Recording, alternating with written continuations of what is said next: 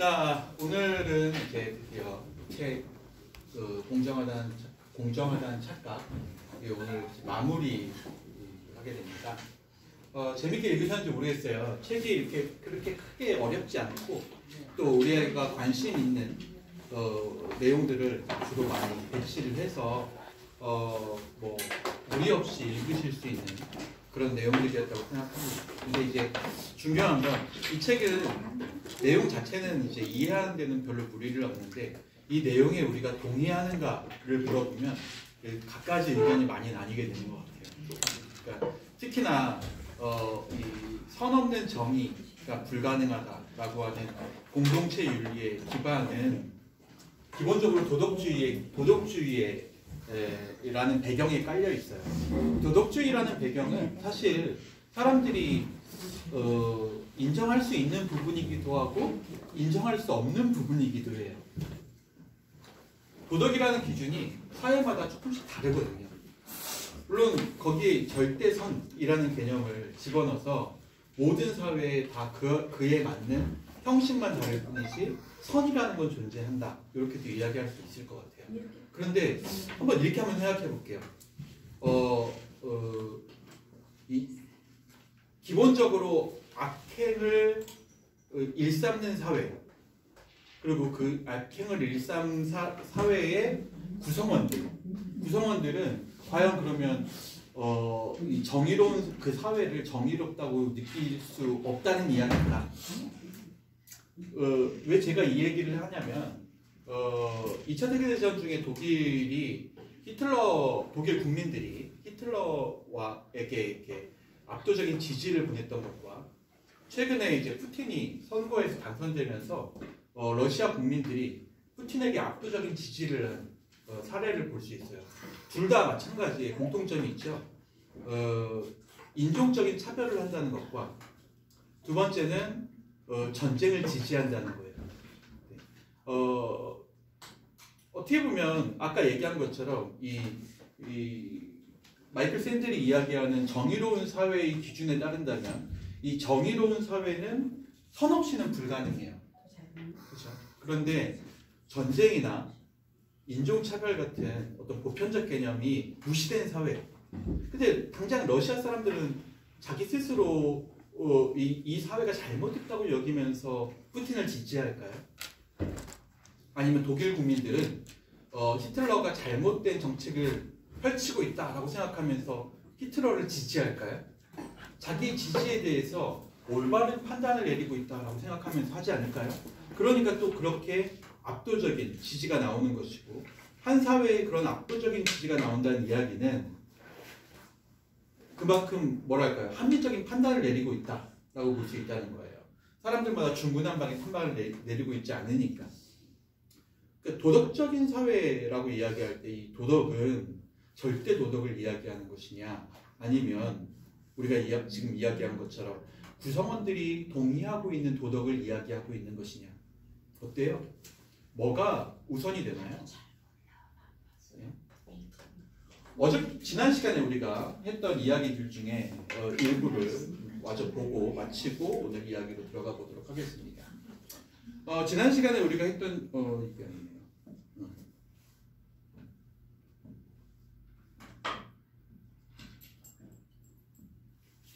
지난 시간에 우리가 했던 얘기가 이거였어요. 노력을 해서 가치를 창출할 수 있다라고 생각하는 거.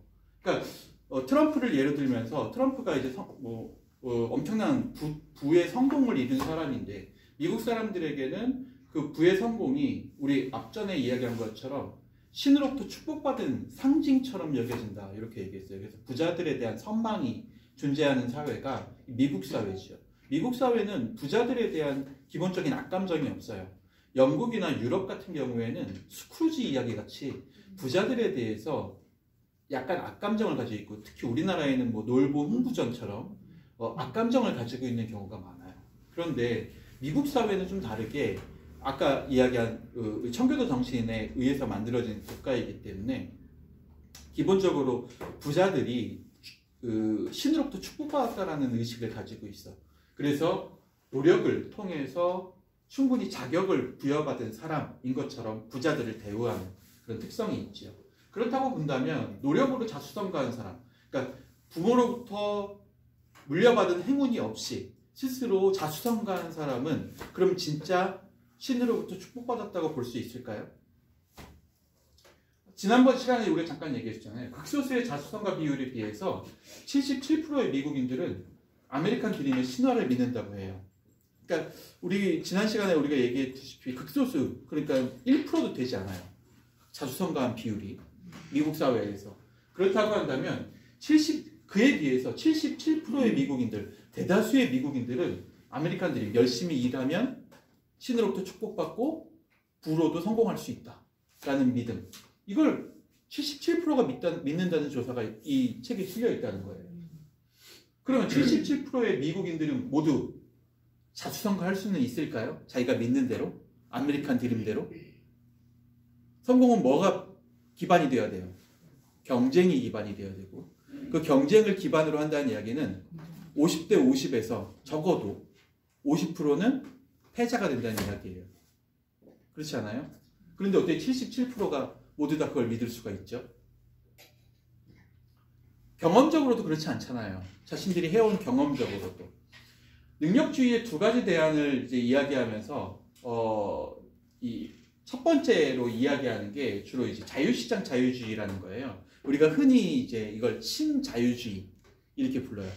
지난 시간에 잠깐 얘기했지만 우리가 수정자본주의, 국가를 통한 복지를 통해서 자유주의가 가지고 있는 문제점을 해결하려는 국가의 노력이 있었어요. 국가의 노력을 하기 위해서 국가가 일자리도 만들어주고 또 극빈자들에게는 실질적인 도움도 주고 또 부자들에게 많은 세금을 걷기도 했어요. 그런 수정자본주의가 80년대 지속되고 2000년대까지 지속되어 오면서 이게 미국의 장기 침체를 만드는 원인이다 라고 하는 각종 논문들이 나타나기 시작해요. 대표적인 논문이 바로 하이에크의 이 자유헌정론이죠. 이 하이에크의 자유헌정론에 따르면 국가가 적극적으로 이 복지에 개입한 이유 때문에 결과적으로 자유시장이 붕괴되고 침체 국면에 빠지게 되었다. 특히나 장기 침체의 국면에 빠지게 되었다. 이렇게 얘기해요.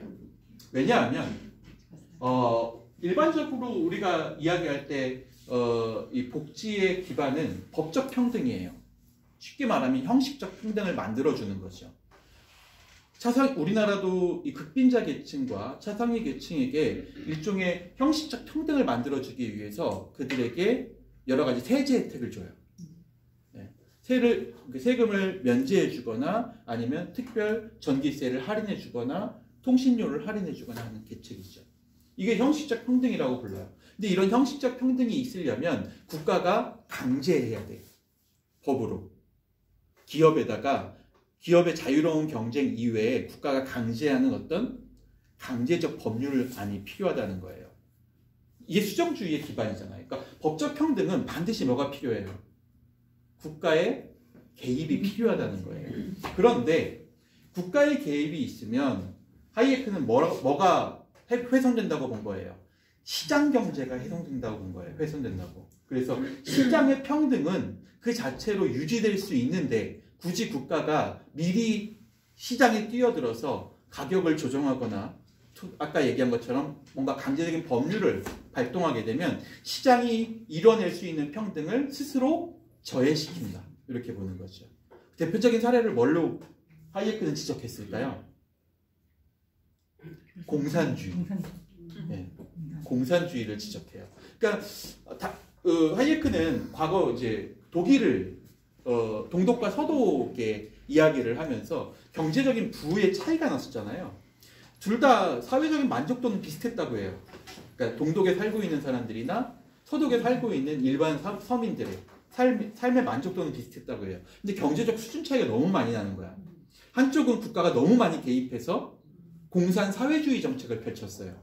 반면에 한쪽은 자유주의 시장 정책을 펼쳤죠. 우리가 알다시피 결과는 어떻게 됐어요? 시장 경제가 이겼어요. 그러니까 실질적으로 시장 경제를 가속시키니까 기본적으로 전체적인 평균적인 저하, 경제적 침체에 빠져있던 사회가 점차 회복됐다라고 있다라는 것을 대표적인 예로 제시하고 있는 거죠. 그러니까 국가가 개입할 필요가 없다는 거예요. 국가가 개입하지 않고 시장경제 체제로 내버려 두면 시장경제가 스스로 부흥해서 우리 오늘 안 오셨네? 많이 아프세요? 왜 제가 이 얘기를 하냐면 그때 얘기하셨던 낙수 효과, 이분이 얘기하셨던 낙수 효과가 일어난다고 본 거예요. 그러니까 부가 상층부에 집중되게 되면 그 상층부에 집중된 부가 결과적으로 하층부까지 낙수 효과, 물이 떨어지는 것 같은 효과를 일으킨다라고 생각했던 거죠. 그래서 실제 그게 작동했던 독일의 사례를 이야기하면서 법적 평등을 강제할 필요가 없다. 이게 바로 신자유주의의 시작점이에요. 우리 대통령도 좋아하는, 우리 대통령이 읽은 책이죠. 자유헌정론. 국가가 시장의 평등에 압력을 가하면 법적 평등도 무너지게 된다. 결과적으로는 시장을 망가뜨리면 법적 평등에 무리가 가게 된다. 특히 뭐 이걸 얘기하면서 압제, 독재 이런 것도 얘기하죠. 시장에서 경제적 보상은 과연 무엇일까요? 그렇다면 가치 중립적이어야 된다라고 얘기해요. 그러니까 이 사람들이 벌어들이는 수익에 대해서 국가가 도덕적인 돈이냐 아니면 비도덕적인 돈이냐를 따질 필요가 없다는 거예요. 그냥 돈은 다 돈. 그게 어디로 귀속돼요? 이 이야기에 따른다면 국부로 귀속된다고 보는 거예요. 국부. 그러니까 나라의 부를 증가시키는 요소가 된다는 거죠.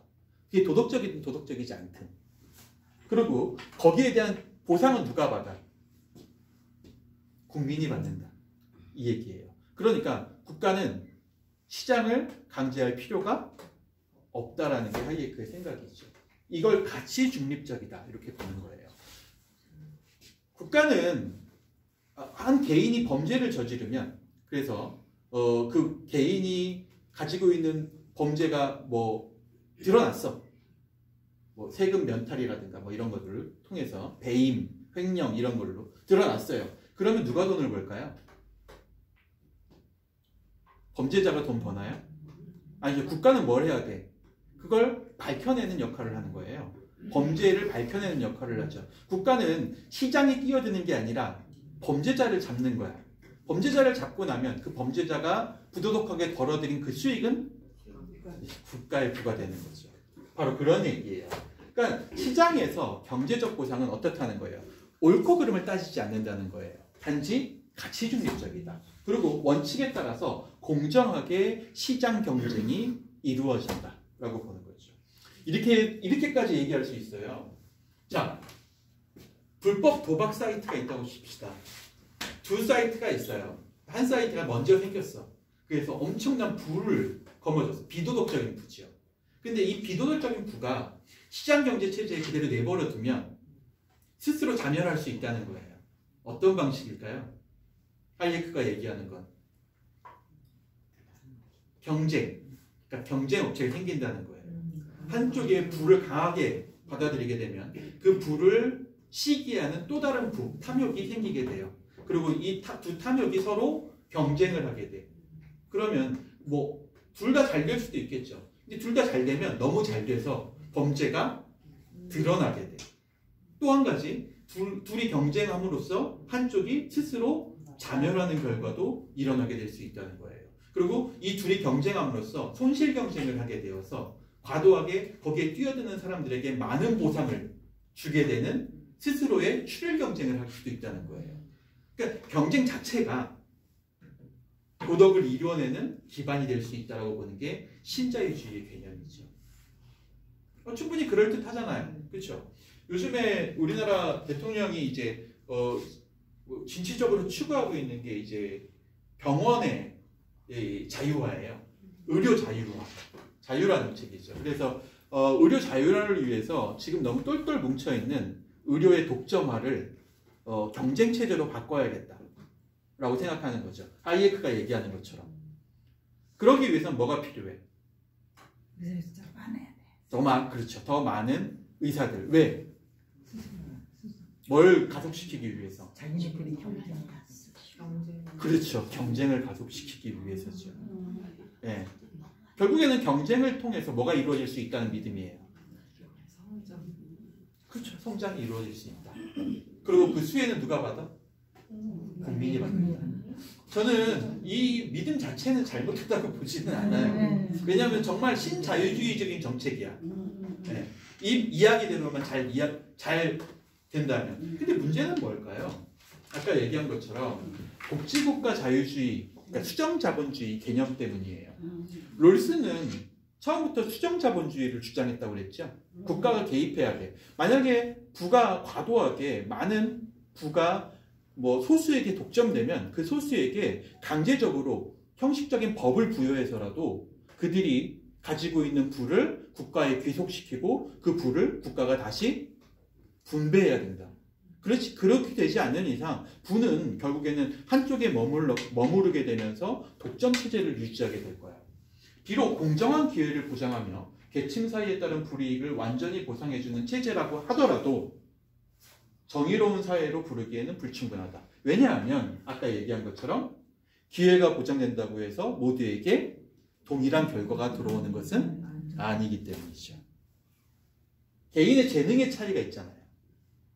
이 차이는 우리가 지금까지 이야기한 것처럼 우연적 요소, 쉽게 말하면 행운에 의해서 결정된다는 거예요. 부와 소득의 분배는 그렇기 때문에 자연적 배분을 따르게 되면 결국에는 부가 어떻게 돼? 쏠림 현상, 양극화 현상을 미치게 된다는 거죠. 신자유주의 정책 우리나라에서도 사실 지금 열심히 추구하고 있는 정책이에요. 꽤 오랫동안. 그러니까 98년도 IMF 이후에 지속적으로 우리나라도 신자유주의 정책을 펼치고 있어요. 그리고 이 신자유주의 정책이 결과적으로 지금 결과론적으로 본다면 지금 몇 년이에요? 거의 한 25년 지났잖아요. 그렇죠? 25년이 지난 이 시점에 우리에게 남겨준 건 뭘까요? 25년 동안의 신자유주의 정책이 우리에게 뭘 갖다 주었어요? 그렇죠. 양극화가 더 심해지고 결과적으로 요즘에 가장 큰 문제 뭐라고 해요? 뭐 저출산, 뭐 청년 문제, 뭐 이런 거, 일자리, 양질의 일자리 문제 이런 것들이죠. 결국에는 너무 뻔하잖아요. 예. 신자유주의 정책을 25년간 지속시키면 결국엔 이런 결과가 오는 거예요. 근데 우리나라만 그럴까요? 잘난 거 신자유주의를 시작했던 거의 채택했던 대다수의 나라가 동일한 결과치를 얻었어요. 사람들은 모르고 있나요? 저만 멍청한가요?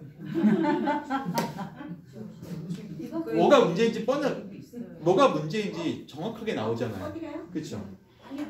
자연적 불평등에 대한 대안으로서 결과적으로 롤스가 주장하는 건 경쟁 체제를 통한 평등이 아니라 결과적 평등이야. 네. 벌어들인 모든 것들을 공평하게 배분해야 된다는 거죠. 네. 그렇게 얘기할 수 있다는 거예요. 약간 복지국가 자유주의는 그걸 채택하고 있어요. 근데 이렇게 해서 부를 분배할 수 있다는 생각과 아까 자유주의적으로 자유시장 경제를 방임시켜서 결과적 평등을 얻어낼 수 있다는 생각 둘 중에 뭐가 더 효과적이냐를 물어보는 거예요. 우리에게. 두 가지 가능성은 둘 다 존재해요. 둘 다 같은 방법론이야. 네. 자연적 재능의 분배 상태를 공동자산으로 인식하는 전제가 필요하다. 이게 가장 중요한 롤스의 정의였어요. 롤스는 모든 개인에게 동일한 능력이 있다고 보지 않았죠. 네. 사람마다 전부 다른 재능을 가지고 있어. 그럼 국가는 뭘 해야 될까요? 그렇죠. 재능을 찾아서 적절한 적소에 배치하는 역할을 하는 거예요. 그러면 가장 큰 부를 얻어낼 수 있다고 보는 거죠. 그러니까 전체적인 국가의 부가 올라갈 수 있다고 보는 거예요. 그러려면 당연히 뭐가 돼야 돼? 결과적 평등이 조건으로 주어져야 된다는 거예요. 네. 사람들이 전제를 해야 돼. 내가 많이 벌어. 내 능력이 뛰어나가지고 내가 좋은 자리에 올라가서 국가의 도움도 받고 해서 재벌이 되어서 돈을 많이 벌어. 그럼 당연히 무슨 생각을 가져야 된다는 거예요? 그렇죠. 내가 받은 부가 나의 능력 이외에 플러스 국가의 도움도 있었고 또 다른 사람들의 도움도 있었기 때문에 가능했다라는 생각을 깨닫고 공동자산으로 내 것이 아니다. 네. 이건 내 것이 아니야. 오로지 나만의 소유가 아니라 공동자산으로 인식하는 전제가 필요하다는 거예요. 그 사회 전체가 그걸 합리적으로 받아들일 수 있어야 돼. 내가 돈을 많이 벌면 좀 화난다 좀 해야지. 세금도 많이 내야 돼. 내는 게 당연한 거야 라는 인식. 네, 이게 전제돼 있어야만 롤스가 말하는 복지국가 자유주의가 제대로 작동해요. 그런데 그게 제대로 작동했나요? 안 했어요. 우리 80년부터 2000년대까지 결과적으로 이 부가 뭐예요? 오일 쇼크에 의해서 굉장히 큰 전체적인 부의 어떤 재분배가 일어나게 됐어요. 특히나 이제 당시에 많은 미국의 석유 기업들이 엄청난 재벌들로, 그러니까 어떻게 보면 국민들은 오일 쇼크 때문에 고통받았는데 그 결과로 그 석유 기업들은 엄청난 부를 거머쥐게 된 거죠, 미국에. 근데 이거에 대해서 국가는 제대로 분배하려고 생각하지 못했죠. 왜냐하면 국가가 너무 과한 분배를 하려고 한다라는 인식이 나와서 아까 이야기했던 누구까지 나오게 된 거예요. 하이에크의 신자유주의까지 나오게 된 거라고 볼 수 있다는 거예요. 공동자산의 의미란 뭘까요? 아까 얘기한 것처럼 개인의 재능은 소속된 공동체의 가치에 따라서 결정된다는 거예요. 마이클 조던 뭘 잘하는 사람이에요? 농구를 잘하는 사람이야. 그런데 그 사회가 농구를 안 좋아하면 어때? 그렇죠. 그러니까 개인의 재능은 소속된 공동체의 가치에 따라 결정된다는 거예요. 개인의 노력을 통해 재능을 발휘하더라도 공동체가 인정하지 않으면 그 성과를 받아들이기 어렵다. 개인의 재능은 그러므로 공동체의 빚을 지고 있다. 이게 복지국가 이론이에요. 이런 기반에서 출발하면 자신이 벌어들인 모든 수익은 곧 국가에 의해서 혹은 공동체의 빚을 탕감하는 요소로 사용돼야 된다는 거예요. 반원이죠. 네. 거기에 동의하고 있는가 구성원들이. 그것도 중요해요. 근데 미국 사회는 특히 마이클 샌델이 보기에 미국 사회는 사람들이 부자에 대한 선망이 여기에 있지 않다는 거예요. 사람들은 능력주의를 선호해요. 아까 얘기했던 신자유주의적인 대책을 보다 많이 선호하고 있다는 거예요. 국가가 많이 개입하지 말아달라 뭐 이렇게 얘기하고 있는 거죠. 능력주의에 대한 거부가 바로 여기에서 드러나게 됩니다. 하이에크와 롤스 모두 정의를 기반으로 해서 능력이나 자격을 자격을 주는 것을 둘 다 거부해요. 능력을 기반으로 하고 있다는 건 서로 차등적인 출발점을 가지게 되는 거니까 공정한 경쟁이 될 수 없다라는 사실을 둘 다 인정해요. 신자유주의도 인정하고 또 롤스의 복지사회에서도 인정해요. 반면에 하이에크는 불평등한 부를 재분배하는 요구를 할 수 없다는 거예요. 그러니까 국가가 그걸 강제할 수는 없다는 거예요. 자, 이 사람이 사회에 빚을 지고 또 많은 부를 거머쥐었어. 사회로부터 어떤 공동체의 도움을 받아서. 그런데 이 사람이 개인이 소유하게 된 이 부를 국가가 요구해서 그걸 사회에 강제로 환원시킬 수 있는가? 하이에크는 거기에 반대하고 있는 거예요. 세금하고 별도로요? 그렇죠. 아니, 뭐 세금까지 포함하는 거죠. 모든 형식적 이 국가의 요구가 개인의 소유권을 침해할 수 있느냐의 문제죠. 하이에크는 절대 침해해서는 안 된다고 봐요. 그걸 침해하는 순간 이 사회의 정의가 무너진다고 봐요. 신자유주의에서는. 왜냐하면 자유주의가 기반으로 돼서 만들어진 게 바로 시장경제 체제이기 때문이죠. 그러니까 국가가 그 시장경제, 자유주의의 특히 능력주의에서 통해서 벌어들인 개인의 사적 소유권에 대해서 침해하려고 하면 그 사회 전체에 무리가 가게 된다는 거예요. 균형이 깨지게 된다는 거죠. 그래서 국가는 최소한의 개입을 해야 된다라고 보는 게 하이에크의 입장이에요. 반면에 롤스는 애당초 불평등하게 얻어진 수익이야. 그러니까 부를 차라리 강제로라도 분배하자. 결과적으로 재분배를 하는 것. 국가가 강력하게 적극적으로 뛰어들어서 하는 거에 요구할 수 있다라고 보는 입장인 거죠. 둘 사이에 어떤 게 더 적절한 해결책일지는 아직까지 실험 중이라고 볼 수 있어요. 전 세계가. 그런데 이 두 가지를 이야기하면서 자격에 대한 논쟁을 마이클 샌델은 끌어내고 있죠. 결과적으로 이 둘의 차이는 뭐냐? 한 명은 자기가 얻은 부에 대한 소유권이 자기에게 있다, 자격이 있다라는 입장이고, 한쪽은 그 사람이 얻은 부에 대한 사적 소유권은 자격이 없다, 개인에게 없다라고 보는 입장이라는 거예요. 자격이 있나요, 없나요? 사회로부터 빚을 지고 얻은 수익이야. 그 수익에 대한 수익을 내가 소유할 자격이 있나요? 그래도 있다고.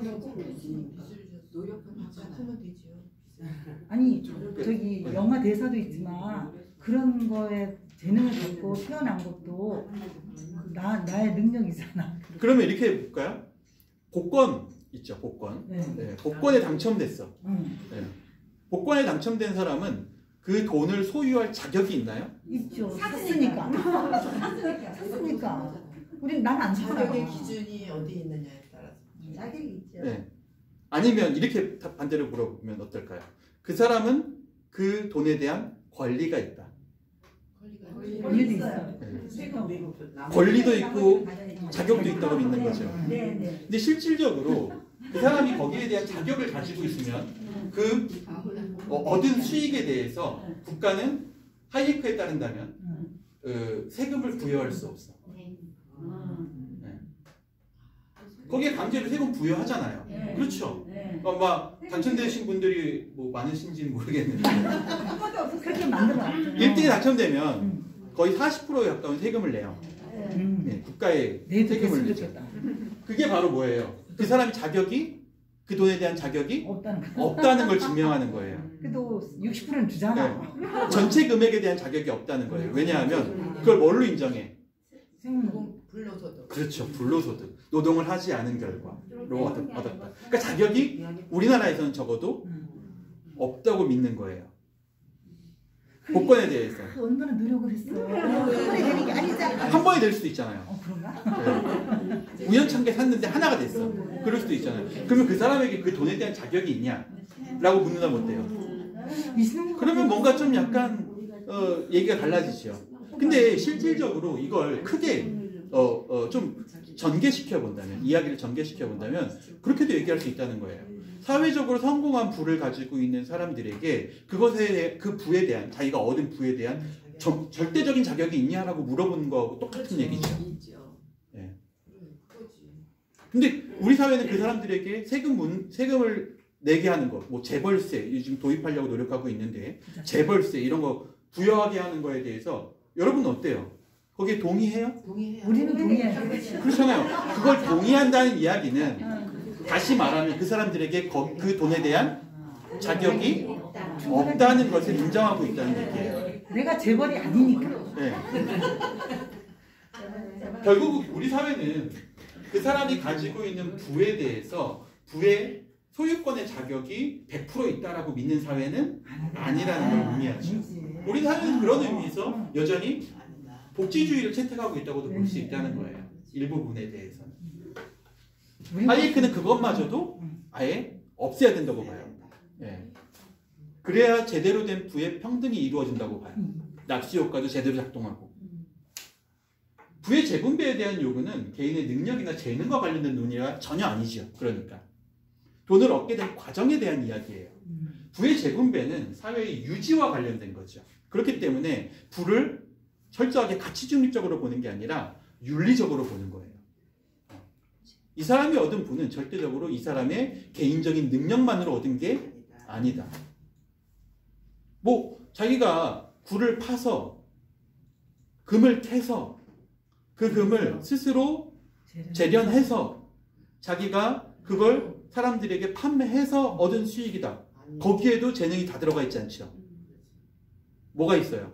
사준 사람이 그렇죠. 있잖아. 사준 사람이 있다는 거예요. 그 사회가 금을 금에 대한 가치를 합의하고 있다는 그런 전제가 있죠. 삼성 내가 이거 핸드폰 안 사놓게 부자가 안 돼. 그러니까 어떻게 보면 이게 바로 이런 게 자격 논증하고 연결되어 있다는 거예요. 권리는 있을 수 있어요. 네. 권리와 자격이 서로 다르다는 거죠. 자신에게 맞는 것을 가져야 한다. 자신에게 기여한 만큼 가져야 한다라는 얘기죠. 시장하고 능력은 어떤 차이가 있을까요? 정치적 재분배의 논리에 따른다면 우리가 흔히 말하는 세금이죠. 경제적 보상은 능력과 자격에 비례해서 이루어져야 된다. 그래서 우리나라도 일반적인 이 세금이 소득세가 소득 격차에 따라서 다르게 적용돼요. 네. 분위, 소득 분위에 따라서 다르게 적용돼요. 근데 우리나라의 가장 큰 문제점은 뭔지 아세요? 소득 분위의 가장 큰 문제점? 이건 책에 나오지 않는데 우리나라는 50억 이상의 수익을 올린 사람들에 대해서 그 이상, 그러니까 50억 이상은 판부위야, 네. 순위가. 그렇죠. 그러니까 그러니까 근데 실질적으로 50억 이상을 벌어들이는 사람이 있거든요. 많지 못 예. 사는 거. 우리나라의 7% 정도는 적어도 한 달에 100억 이상, 그러니까 1년에 100억 이상의 수익을 올려요. 거기에 대한 세금을 낼 때는 50억을 벌어들인 사람과 동일한 적용을 한다는 거죠. 소득 분위에 있어서. 자격이 있나요? 아니면 권리는 제대로 적용받고 있어요? 고소득은 능력의 증표라고 할 수 있나? 할 수 있다. 저소득은 그렇다면 뭐예요? 무능력. 그렇죠. 무능력의 증표가 돼버리기 때문이죠.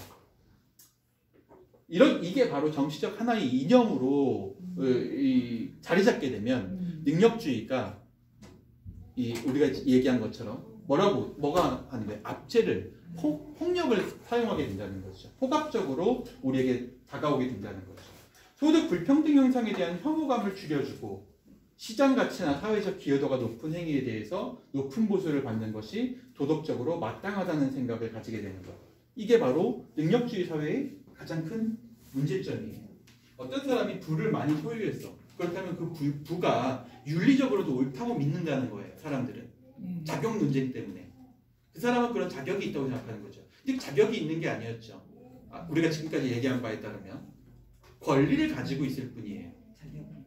자격 논쟁을 들어가려면 이건 윤리적인 이야기가 돼버리기 때문이죠. 그 사람이 어떤 돈을 어떤 방식으로 벌었느냐가 더 중요한 거죠. 그리고 그 부가 사회에 어떻게 기여하고 있는지. 시장 가치와 도덕 가치에 대한 이야기를 하면서 바로 이 이야기를 할 수가 있습니다. 정당한 몫에 대한 그 경제학자 맨큐의 논리를 들고 있습니다. 맨큐는 아까 얘기한 것처럼 시장 경제는 자유방임주의 체제로 이루어져야 된다라고 보는 입장이에요. 신자유주의까지는 아니지만 자유주의의 그러니까 시장 경제를 방임으로 둬야 한다라고 보는 대표적인 전통적인 경제학자라고 보실 수 있습니다. 근데 이 사람의 문제점은 뭐냐면 개인이 자신의 능력에 대한 사회적 기여도에 대해서 정당하게 평가할 자격이 있는가, 내가 그런 권리를 가지고 있다고 스스로 주장할 수 있는가라는 거예요. 네. 아까도 우리가 지금까지 얘기했지만 거기에는 많은 행운의 요소가 들어가 있고 사회적인 기여도도 들어가 있어요. 사회적인 어떤 호응도, 사회적 가치 이런 것들이 합의된 가치가 같이 들어가 있어요. 그런데 자기가 스스로 자기의 기여도에 대한 평가를 내리고 나는 여기에 대한 자격이 있고 그러므로 거기에 따른 권리만 행사하면 돼. 그 권리보다 더 많은 것, 다시 말해서 나에게 부여된 세금보다 더 많은 기여를 할 필요는 없어, 사회에. 이렇게 얘기한다는 거예요. 대부분의 사람들이. 그렇게만 하면 적어도 나는 사회에 기여하고 있다고 생각한다는 거죠. 여기에 대해서 프랭크 나이트라고 하는 경제학자는 이렇게 얘기해요. 개인의 노력에 대한 보상에 대해서 도덕적으로 정당한 자격을 주는 것. 그것은 시장이 주는 게 아니라는 거예요. 시장에서 공정한 경쟁을 펼쳐서 내가 돈을 벌었으니까 이건 공정하게 얻은 내 자격으로 얻은 나의 돈이야. 그리고 나에게 그 권리가 있어. 라고 이야기할 자격은 없다는 거예요. 왜냐하면 그건 시장에서 부여해 준 거니까. 시장을 통해서만 얻은 거기 때문에 그래요. 그런데 실제로는 시장은 왜곡될 수 있거든요. 스스로. 첫 번째, 희소성. 희소성에 의해서 가격이 왜곡되는 사례를 우리는 많이 볼 수가 있습니다. 우리 특히나 이제 뭐 경제가 어려울 때 매점 매석 단속한다. 뭐 이런 거 많이 보잖아요. 희소성 때문이죠. 두 번째는 가격이 높은 재능이라고 해서 꼭 사회적 기여도가 높다고 볼 수만은 없다는 거예요. 가령 이런 거죠. 그 사회가 어떤 사람이 돈을 엄청 많이 벌어. 뭐 식품 판매업을 했다고 합시다. 제조업. 현대처럼 제조업을 해서 엄청 많은 부를 벌었어. 그런데 그 사회가 제대로 움직이기 위해서는 자동차만 있으면 제대로 움직이나요? 그 사회가? 뭐도 있어야 돼. 뭐 아까 얘기한 것처럼 기름도 있어야 되고 운전자도 있어요. 운전자도 있어야 되고 청소부도 있어야지. 예. 청소부가 사라지면 어떻게 돼요? 엉망진창이.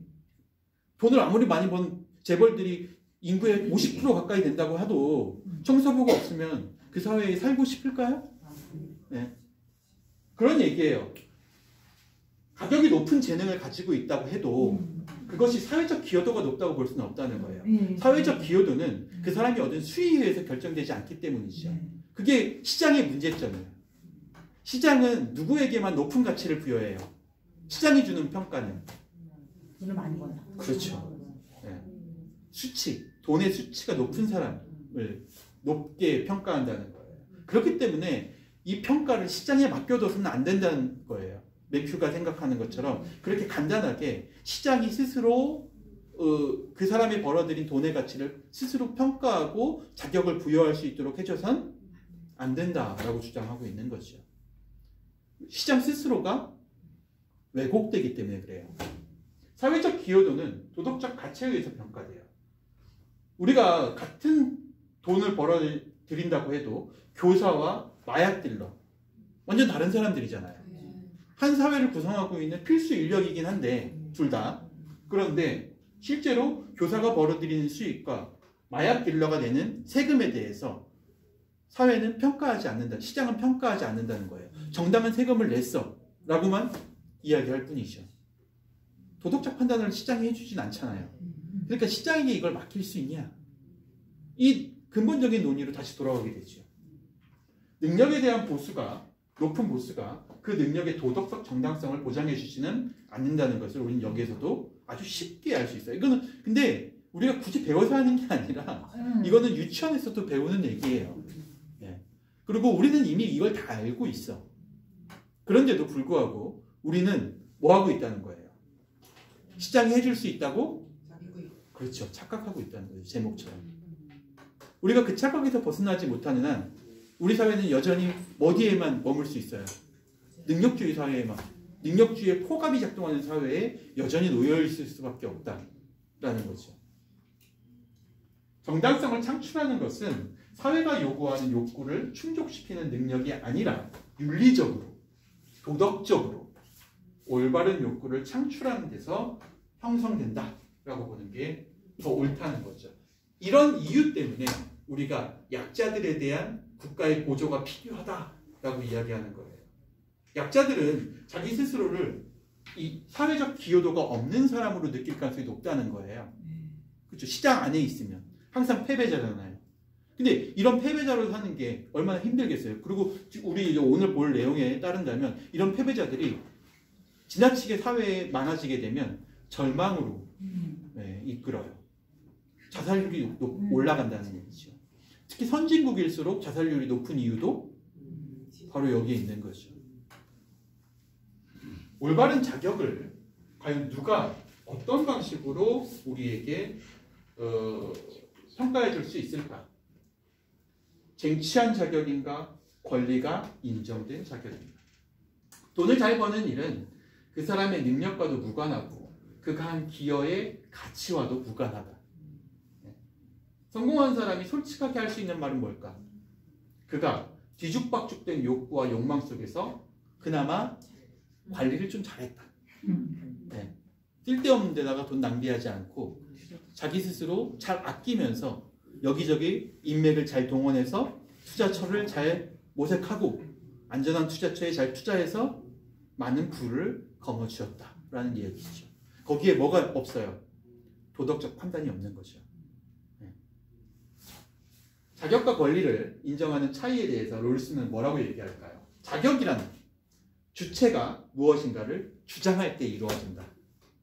내가 이 돈을 가질 자격이 있는 사람이야 라고 이야기할 때 그때 자격이 주어져요. 강력하게 주장하면 주장할수록. 그런데 복권이 당첨된 사람이 내가 이 수없이 많은 돈을 소유할 자격이 있는 사람이야 라고 이야기할 수 있을까요? 지금 이야기한 대로라면 권리는 가질 수 있어요. 그런데 자격을 이야기할 수는 없다는 거예요. 권리는 어때요? 일정한 경쟁 규칙을 준수했을 때, 모두 다 돈을 주고 복권을 샀을 때, 그렇죠? 이게 권리예요. 돈을 주고 복권을 사면 뭐가 생겨? 권리가 생기는 거죠. 나도 한번 사볼까? 그러니까 권리는 인정하기가 굉장히 쉬워요. 형식을 존중했을 때 그 사회가 지키는 모든 법률을 다 지켰어. 그러면 나는 내 소유권에 대한 뭐가 있어? 권리가 있다고 얘기할 수 있다는 거예요. 왜냐하면 모든 합법적인 규칙을 다 지켰잖아. 그러고 난 다음에 얻은 거니까 난 권리가 있어. 그런데 만약 아까 얘기한 것처럼 자격이 있어 라고 얘기하려면 어떻게 해야 된다는 거예요. 스스로 그걸 증명해야 돼. 내가 도덕적으로 옳았다라는 걸 증명해야 된다는 거예요. 누가 그렇게 못했나요? 이재용 씨가 그렇게 못했죠. 네. 이재용 씨가 내가 벌어들인 수익에 대해서 거기에 대한 권리는 내가 인정했어. 왜냐하면 내가 벌어들인 주식 거래를 통해서 얻은 그 수익, 그 수익에 대해서 모두 다 세금을 다 냈어요. 네.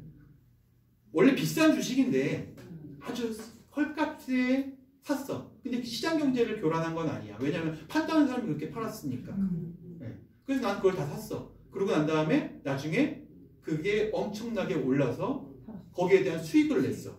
그리고 그걸 판매하기 전까지는 내가 세금을 낼 필요는 없지요. 네. 내 소유야. 그러니까 소유에 대한 권리를 주장할 수 있죠. 이재용 씨는. 그런데 국가가 그게 그 가치를 가진 주식이었어? 정당한 주식이었어? 라고 물어볼 때 네. 거기에 대해서 자기가 소명할 수 있나요? 정당한 주식 맞아요. 근데 주변에 있는 모든 경제학자들이 뭐라고 얘기했어요? 말도 안 되는 금액이었다. 그래서 이재용 씨가 법정에 그렇게 오랫동안 끌려다닌 거예요. 이걸 무슨 수단으로 여겼다는 거예요? 상속수단으로 생각했다는 거죠. 본인은. 네. 부를 상속받을 수 있는 정당한 권리를 가지고 상속받을 수 있는 수단이었다고 생각한 거예요. 그런데 그게 권리는 주었을지 모르겠지만 뭘 주지 못했어? 자격을 부여해주지 못했죠. 우리 사회가 아직까지 그런 면에서 잘 돌아가고 있다는 거죠. 예, 정당하게. 롤스의 정의론대로 돌아가고 있다는 거죠. 물론 그 사람에게 사면을 해준 대통령을 뭐라고 할 수는 없겠죠. 어쨌든 자격과 권리는 이렇게 서로 다른 분야라는 걸 꼭 기억하셔야 돼요. 내가 벌어들인 수익에 대한 자격이 있는가를 이야기하려면 그 자격을 스스로 증명할 수 있어야 돼. 우기면 되잖아. 우기면 안 되고 합리적으로 그러니까 동의할 수 있도록 구성원들이 합리적으로 동의할 수 있도록 주장할 수 있어야 된다는 거예요. 이재용 씨가 그렇게 못했다는 거 아니에요. 구성원들이 거기에 뭘 했어? 헐값으로 떨어져가지고 그것 때문에 피해를 본 개미 투자자들이 엄청 많았다는 거예요. 그걸 이재용 씨가 받았죠. 그러고 난 다음에 그게 다시 올라가는 과정에서 그 사람들이 이미 다 파산해버렸어. 팔지지 말고 버텨. 네, 그걸 몰랐죠. 근데 이재용 씨는 그걸 알았잖아요. 왜냐면 이게 조작된 거라는 걸 스스로 미리 알고 있었으니까 그걸 가지고 있었던 거예요. 이런 게 자격 논증하고 연결되어 있는 거예요. 네. 그걸 가질 자격이 있는가? 그 사람은 그걸 가질 자격이 없죠. 그러니까 그런 잘못된 방식을 사용했기 때문에 사람들에게 또 많은 사회적 피해를 양산했기 때문이죠. 도덕적으로 자격이 없다는 거예요. 반면에 뭔 인정해줬어? 법적으로는 권리를 인정해주게 된 거죠. 국가가.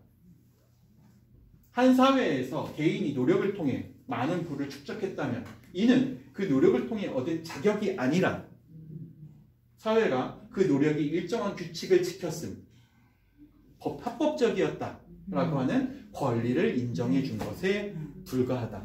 시장에서 얻은 모든 수익은 다 권리를 인정받은 수익이에요. 자격을 인증한 수익이 아니라.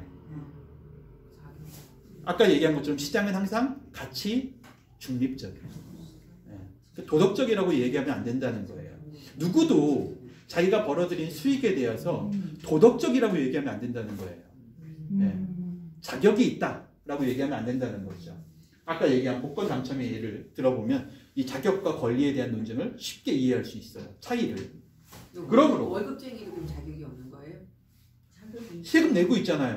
그러니까 정당한 세금을 내고 벌어들인 수익이니까 내가 거기에 대해서 한 달 동안 근태 안 했으면 자격이 있는 거죠. 근무 태만을 안 했으면 자격이 있어. 내가 일할 만큼 충분히 일하고 뭐 사람들한테 배임 같은 거 안 하고 횡령 같은 거 안 하고 그리고 얻어들인 정당한 계약에 의한 수익이잖아요.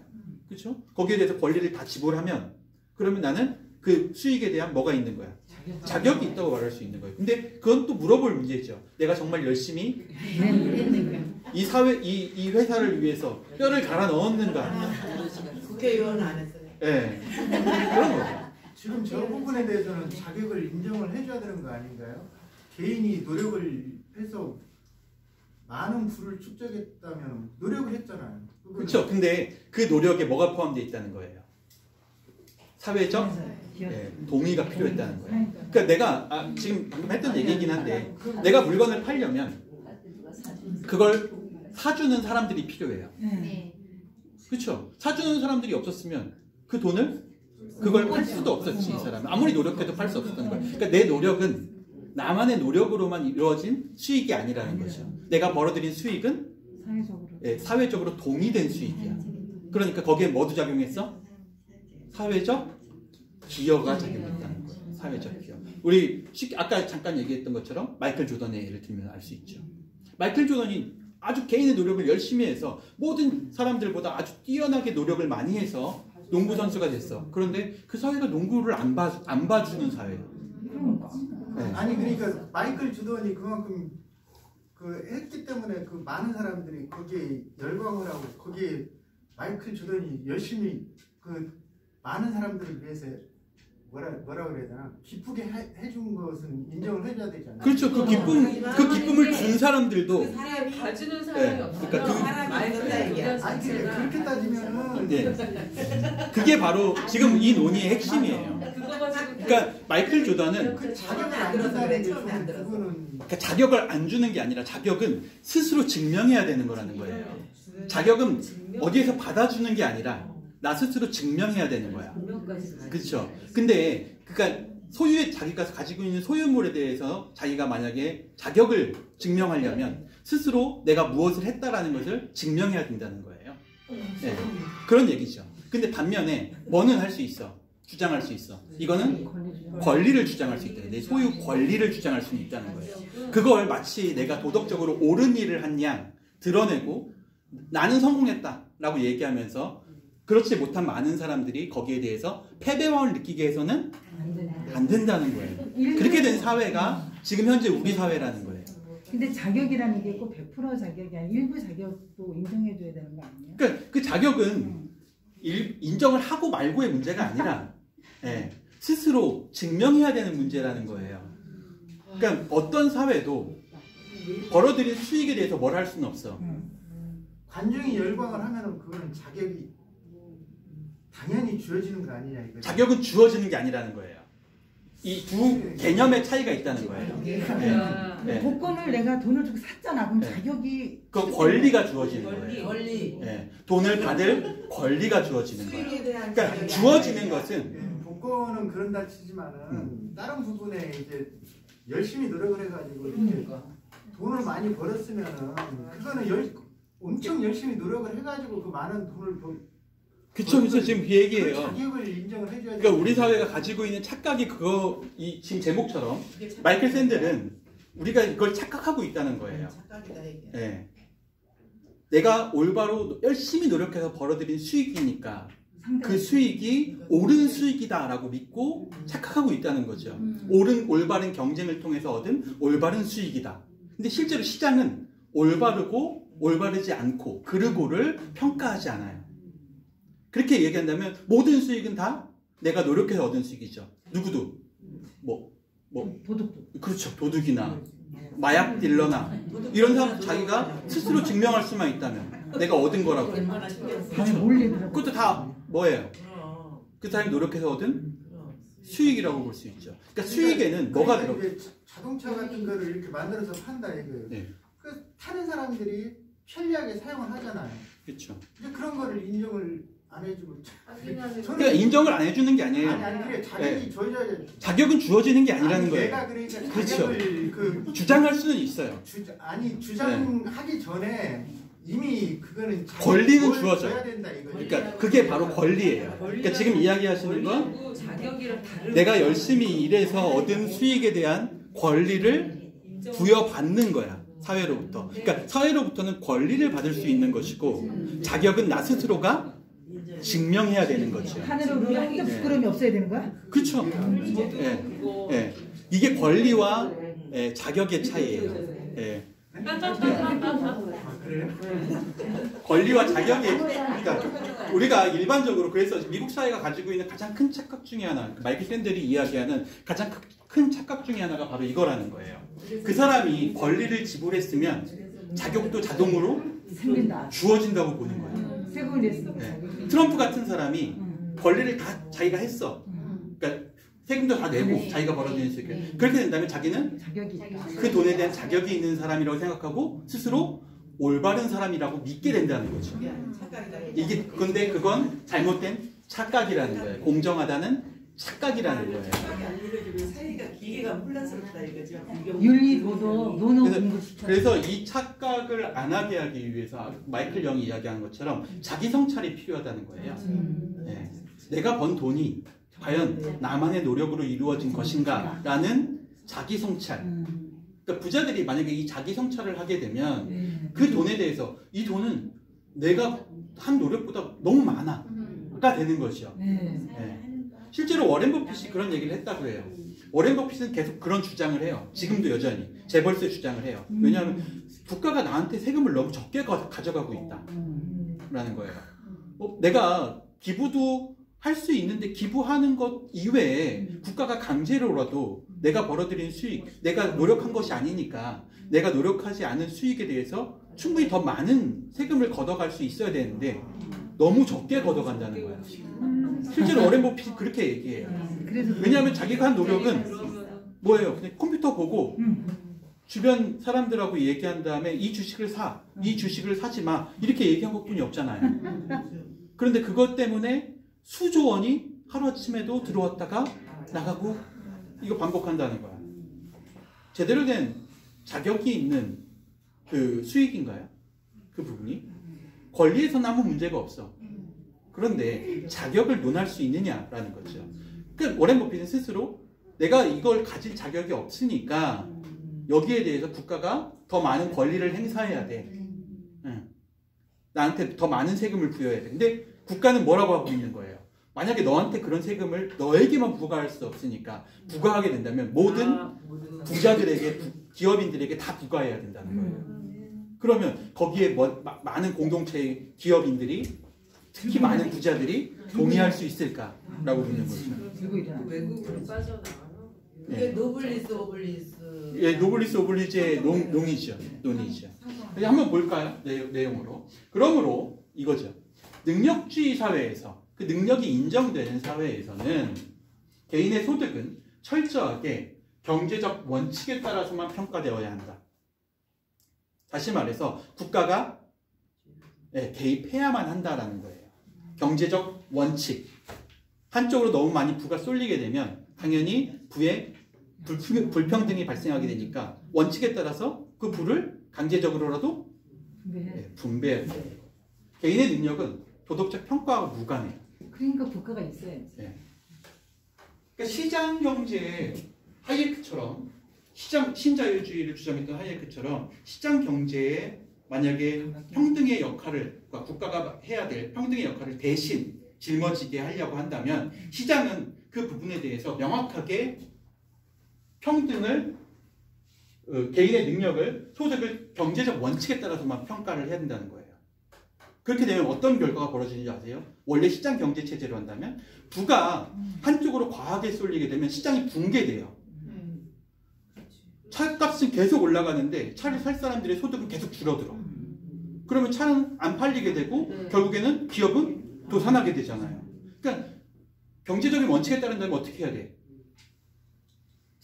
차값이 떨어지거나 소득이 올라가거나 해야 된다는 거예요. 우리 사회가 그렇게 되고 있나요? 우리 처음에 얘기했던 내용이에요. 미국은 50년간, 지난 20년간 하위 50%의 소득이 전혀 증가하지 않았어요. 그런데 상위 10%의 부는 어때요? 하위 부 전체 80%를 소유하고 있어요. 경제적으로 맞지 않아요. 평등이 맞지 않아. 그러니까 실질적으로 하이에크가 얘기하는 것처럼 시장에게 평등의 역할, 그러니까 국가가 하는 평등의 역할을 분배의 역할을 주게 되면 제대로 평등이 이루어지는가 낙수 효과에 의해서 실제로는 전혀 되지 않는다는 걸 우리가 25년 동안 경험한 거예요. 그 경험의 결과가 우리뿐만이 아니라 미국에서도 나타나고 있고, 그렇죠? 전 세계의 선진국이라고 OECD 국가들이 다 나타나고 있어요. 부의 불평등, 빈부격차 이 문제죠. 빈부격차를 결국에는 시장에 맡기면 안 된다는 거예요. 왜냐하면 시장은 경제적 원칙으로도 제대로 분배할 능력이 없다는 게 증명된 거죠. 지난 25년간. 예. 결국엔 누가 개입해야 돼요? 그렇죠. 롤스가 얘기하는 것처럼 국가가 개입해야 된다는 거예요. 그게 국가의 존재 이유죠. 네, 그렇죠. 그러니까 국가의 존재 이유가 뭐예요? 서로 잘 살게 만드는 거죠. 공동선이에요. 그렇죠. 서로 잘 살게 하는 것. 공동선. 모두에게 옳은 결정을 내리는 역할을 하는 게 국가예요. 그 시장 경제에서 그거는 맡겨버리면 공산주의에서는 뭐 그렇죠. 그게 복지 국가 이념이에요. 근데 시장 경제만 맡겨버리면 국가 조직이란 게 필요가 없잖아요. 국가라는 조직 자체가. 시장 경제에 의한다면 시장 경제에 맡겨버리면 실제로 신자유주의는 국가의 개입을 최소화시키는 게 있어요. 목적이. 예, 신자유주의에서는. 그러니까 모두 다 기업들이 스스로 알아서 스스로 성장하게 되면 그 성장의 효과가 모든 사회에 고루 퍼지게 된다고 보는 거예요. 낙수 효과 이야기예요. 근데 그게 25년간 우리가 해왔다고 했잖아요. 지금 98년부터 IMF 이후부터. 근데 그게 제대로 작동하는가는 여러분이 느끼고 있는 결과예요. 그리고 우리 사회의 가장 큰 사회 문제로 매번 제시되고 있는 것, 빈부의 양극화, 심화되고 있는 문제. 이런 것들을 본다면 과연 시장이 제대로 작동하고 있는가, 시장이 그 역할을 제대로 하고 있는가, 여기에 의문을 제시할 수밖에 없죠. 그렇기 때문에 마이클 샌델은 성공에 대한 태도가 바뀌어야 된다고 봐요. 성공한 사람의 오만은 자신들의 성공이 미덕에서 비롯되었다고 믿는 자격의 논리에 근거하고 있다. 자기가 이 돈을 가질 자격이 있다라고 부끄럽지만 사람들에게 주장할 수 있는 사람이라면 그 사람은 뭐도 가지고 있다는 거예요. 내 성공이 나의 올바른 도덕적인 행위, 나의 능력이다. 예, 그렇죠. 나의 능력, 말 그대로. 그러니까 신으로부터 부여받은 재능 이런 것에 기여하고 있는 그런 미덕에서 비롯되었다고 믿는 사람들이에요. 물론 그런 사람들이 우리 사회에 많지는 않아요. 많은 사람들이 자기가 돈이 많다고 자랑하는 사람들보다는 오히려 그것을 감추려고 노력하는 사람들이 많잖아요. 우리 사회에서. 적어도 우리 사회가 그런 부분에 대해서는 아직까지는 성숙한 정도, 도덕적 성숙도가 있다는 거예요. 그런데 이런 것이죠. 자격의 논리가 권리 인정의 논리로 바뀐다면 포퓰리즘적 분노는 사라질까요? 만약에 법적으로 국가가 개입해서 부자들에게 과도한 세금을 매겨서 그들이 가지고 있는 과도한 부를 사회적으로 아까 얘기한 것처럼 공산처럼 분배해버리게 된다면, 그런다면 포퓰리즘적 분노 같은 건 없을까요? 그 사회에. 여기에서 이제 능력주의의 포갑이 드러나요. 네. 아까 얘기한 것처럼 자벽부의 노동과 외과의사의 노동은 완전히 다른 범주야. 한 사회에서 일자리에 대한 뭐가 있어? 선망의 정도가 다르다는 거예요. 모든 형태의 노동에는 노동의 보수 외에 명성이라고 하는 부수 효과가 들어가요. 내가 어떤 직업에 종사하고 있다는 사실. 명예와 인정의 문제는 분배적 정의와 결코 분리될 수 없다. 다시 말해서 내가 기여하고 있는 정도가 많으면 그 기여하고 있는 정도에 따른 뭐가 필요해? 보상도 필요하다는 거예요. 그 보상에는 뭐도 들어가 있어? 명예, 인정도 들어가 있어야 돼요. 근데 우리 사회가 그런 열심히 일하는 사람들에 대해서 마음속으로는 응원하고 있을지 모르겠지만 청소부라든가 오늘도 지하철을 운행하는 공무원들이라든가 이런 사람들이죠. 그 사회 시스템이 유지되도록 하게 하는 많은 힘든 노동들을 하고 있는 사람들. 그런 사람들에 대해서 과연 그들의 명예와 그들의 노동에 대한 인정을 같이 보내주고 있는가? 찬사를 보내주고 있는가? 적당한. 어느 정도는 되는 것 같아요. 거기에 대한 보상이 이루어지고 있냐를 물어보는 거예요. 아니요. 그 사람들이 만족할 만한. 예. 현대 미국 사회에서 고학력은 그걸 인정받는 하나의 상징같이 여겨져요. 예. 전문 직업인, 사회 지도층, 엘리트. 결국에는 다 뭐하고 연결되어 있어요? 고학력. 높은 보수를 보장받는 직업. 뭐하고 연결되어 있어요? 고학력. 예. 그렇기 때문에 이 보수가 높은 직업에 있다라는 것은 그 사람의 스마트함을 증명해 주는 거고, 스마트하다라는 사실은 그 사람이 고학력자라는 사실도 같이 증명해 준다고 보는 거죠. 높은 능력에 따라 높은 보수를 받을 자격이 있는 사람들은 사회적 명망이라는 부수 효과까지 같이 얻게 되는 거예요. 그러니까 마이클 조단은 자기가 한 노력보다 과도하게 많은 보상을 받은 거예요. 실제로. 근데 그 보상에는 뭐가 포함되어 있어? 바로 이 사회적 명망이 포함되어 있는 거죠. 시장이 포함되어 있는 게 아니에요. 사람들이 보내준 명망 때문이죠. 티켓값만으로는 절대로 마이클 조단의 보수가 나올 수 없어요. 뭘 거기에 포함시킨 거예요? 그렇죠. 사람들이 보내는 명망이 포함되어 있는 거예요. 거기에 대한 지급이 이루어진 거죠. 예. 그렇기 때문에 그 지급에 대한 내용, 사회적 명망은 그 사회의 가치에 따라서 이루어진다는 걸 여기서 알 수 있죠. 마이클 조단이 얻은 많은 엄청난 금액의 계약금은 그러니까 일부가 어디서 온 거예요? 그 사람에게 찬사를 보내줬던 사회적 명망을 보내줬던 사람들의 인기도에 의해서 온 거예요. 노력에 의한 결과가 아니죠. 만약에 그래 노력에 의한 결과라고 칩시다. 실제로 이 이야기가 여기에 나오는 것보다는 이 정의란 무엇인가 우리가 봤던 거기에 나온 얘기예요. 마이클 조단 옆에 똑같은 신체 조건을 가지고 있는 무명의 농구 선수. 둘이 똑같이 연습했어. 똑같이 노력했어. 그만큼 훈련 시간도 피나는 노력을 했어. 근데 한 사람은 얻었고 한 사람은 못 얻었어요. 노력에 대한 결과예요? 네. 명망에 대한 결과죠. 네. 그 사람이 얻은. 그러니까 절대적으로 같은 노력을 했기 때문에 그 사람은 정당한 이익을 얻었다라고 볼 수가 없다는 거예요. 우리 사회의 대다수의 사람들은 뭘 할 수 없다는 거예요. 자격 운운할 수 없다는 거예요. 적어도 자유시장 경제 체제 내에서 자격을 운운할 수 있는 사람은 없다는 근데 이제 거죠. 마이클 조던 한 사람이 노력을 해가지고 전 세계 많은 사람들이 열광하고 기쁘게 그런 그런 기쁜 행복을 누리잖아요. 예. 그런 것이 아니 노력이 마이클 조던하고 똑같이 노력을 해도 그렇죠. 이 사회적 명망 때문에 그 사람이 많다 얘기야. 우리 맞죠. 아니 그 얘기죠. 마이클 조던이 이제 처음부터 이게 그렇게 했겠냐 이거지. 그만큼 노력을 하고 그랬기 때문에. 그렇죠. 그러니까 그 이야기, 그 논리가 같은 노력을 한 많은 사람들에게 뭘 일으킨다는 거예요. 손흥민 같은 경우도 그렇고. 분노를 일으킨다는 거예요. 패자의 분노. 나도 노력했는데 똑같이 노력했지. 네. 다 운동선수. 나도 노력했는데 왜 나는 그런 이제 똑같이 노력을 했다고 볼 수가 없는 거예요. 그렇죠. 그렇게는 얘기할 수 있는데 물론 우리는 그걸 이야기할 수 있는 명확한 기준이 없어요. 더 노력하는 사람도 있잖아. 더 그러니까 노력을 했는지 노력을 하지 않았는지를 우리는 평가의 기준이 없잖아요.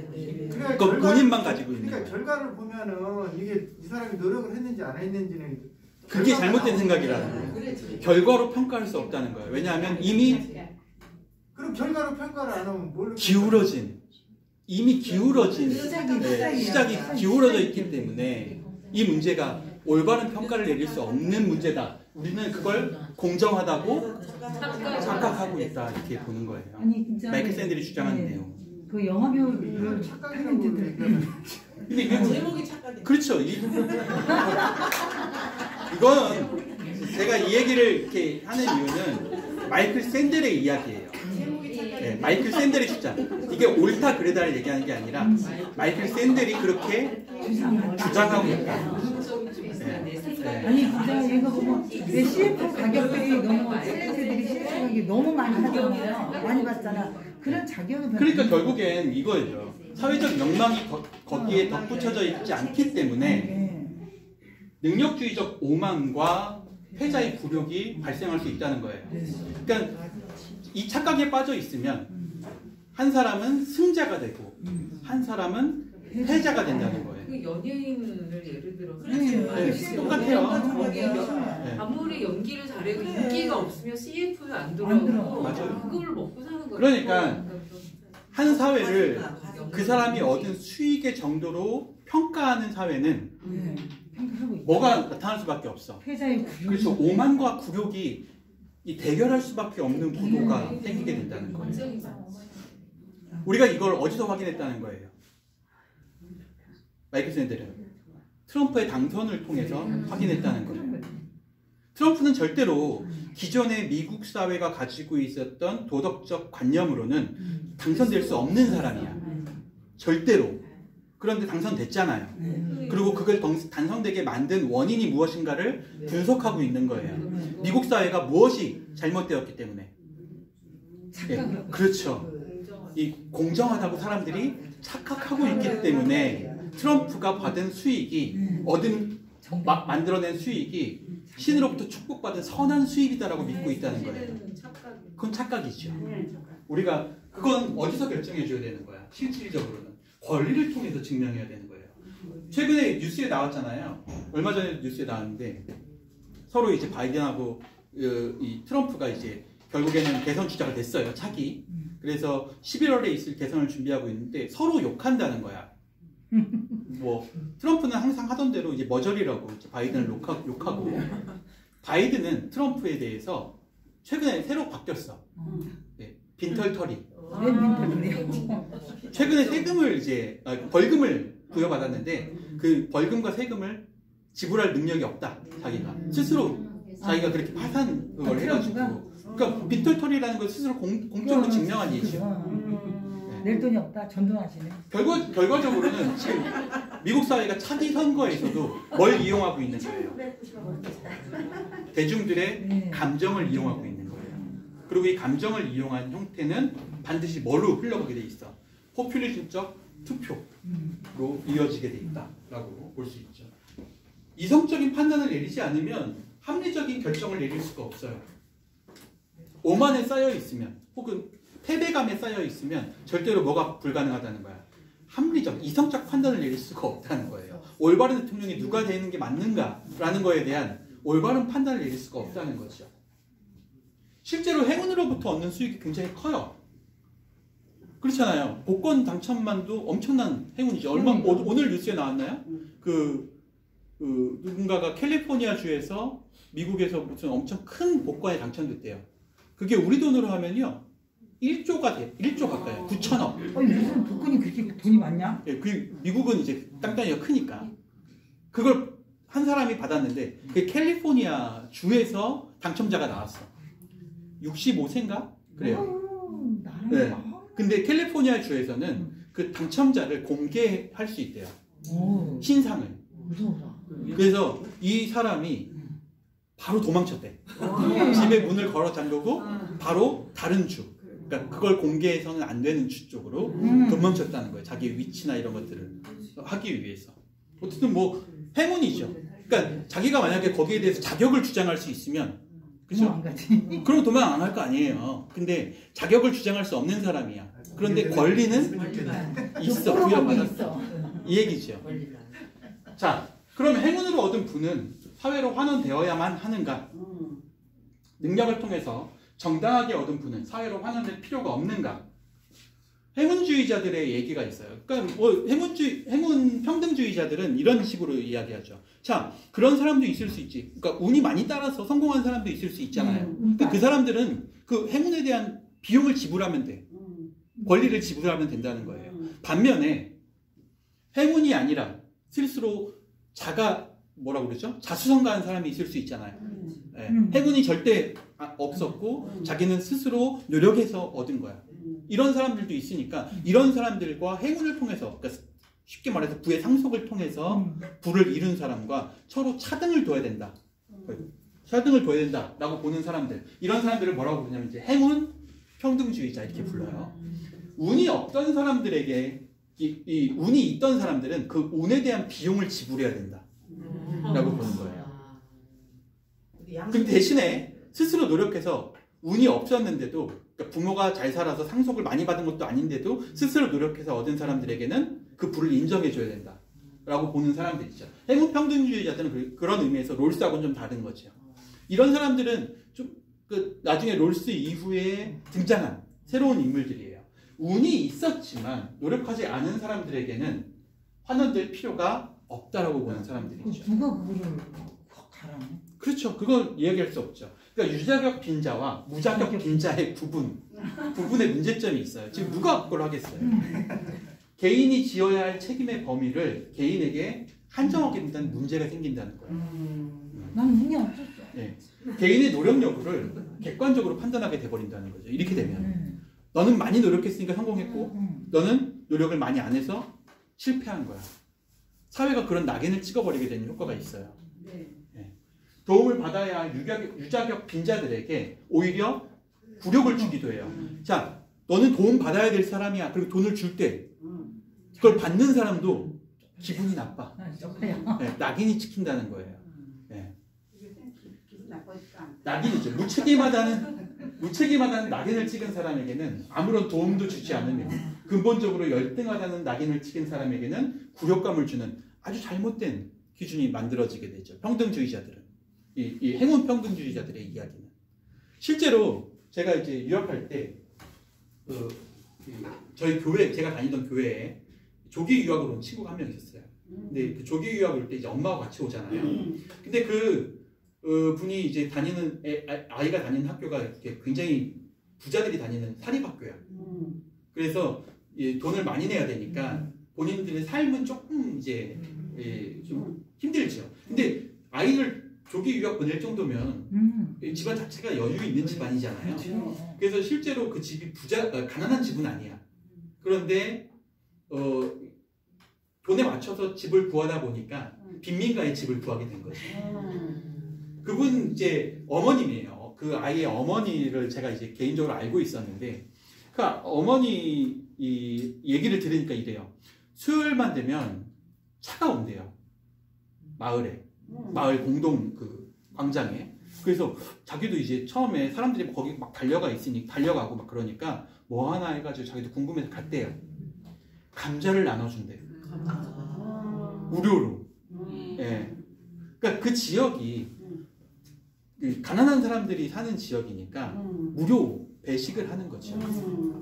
거기에 오는 사람들 보니까 대부분 이제 이 아랍인 계열이라는 거야. 이게 이제 불법 이민자들이거나 이런 사람들이죠. 그런 사람들이 이제 먹고 살 게 없으니까 이제 거기 와서 그거라도 먹고 이렇게 하는 거예요.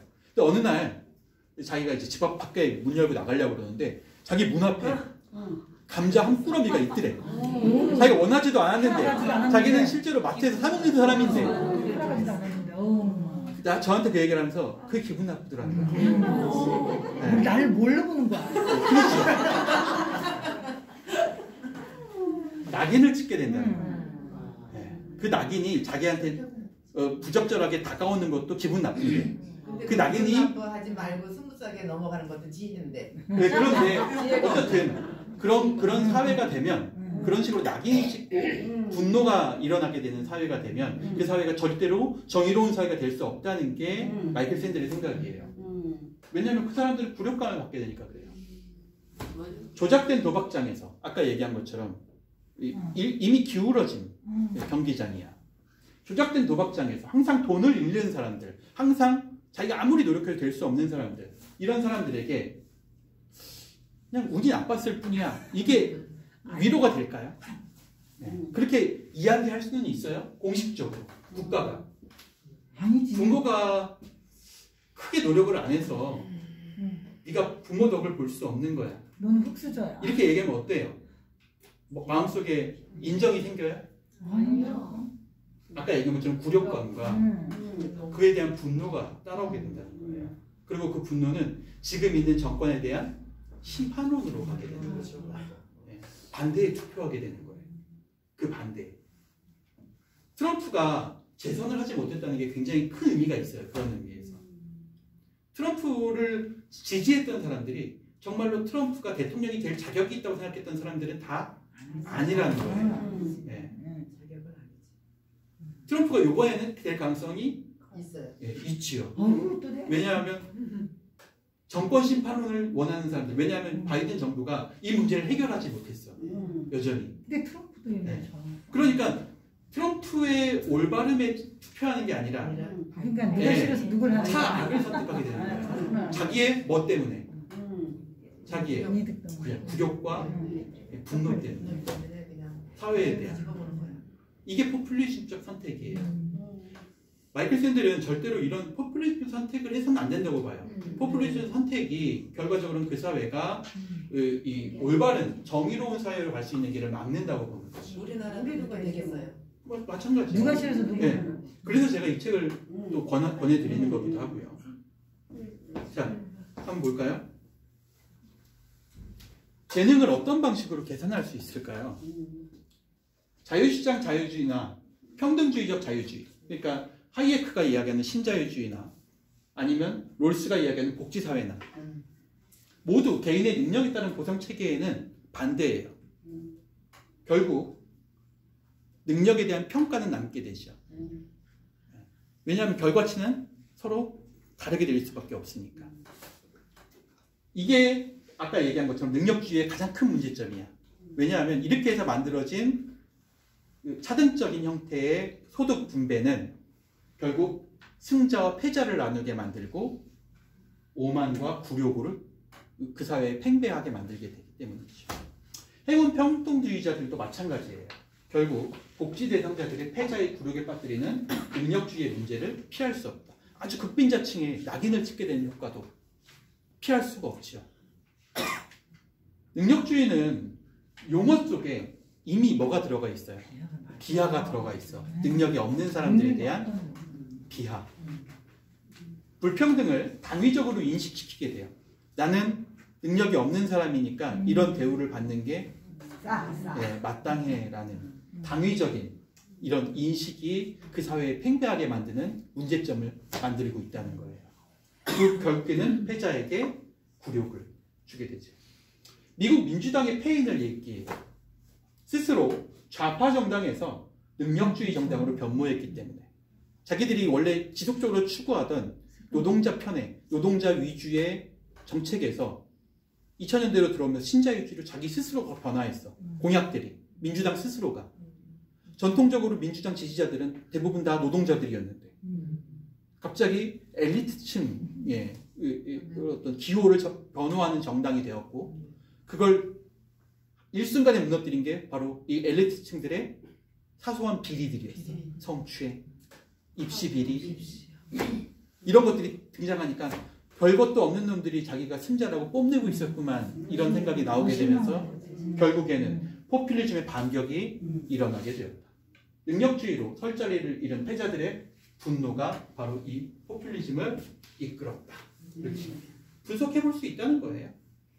제 얘기가 아닙니다. 저한테 화내지 마세요.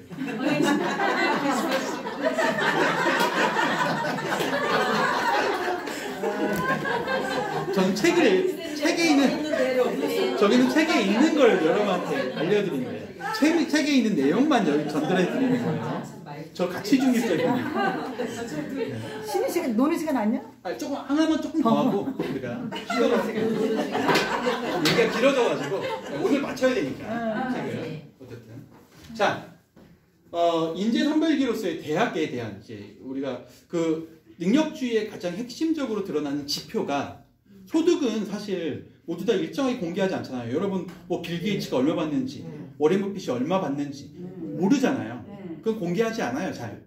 예. 그리고 실제로 회사 다니시는 분들은 아시겠지만 회사 내에도 서로 얼마 받는지 몰라요. 공개 안 해요. 예, 공개 안 해요.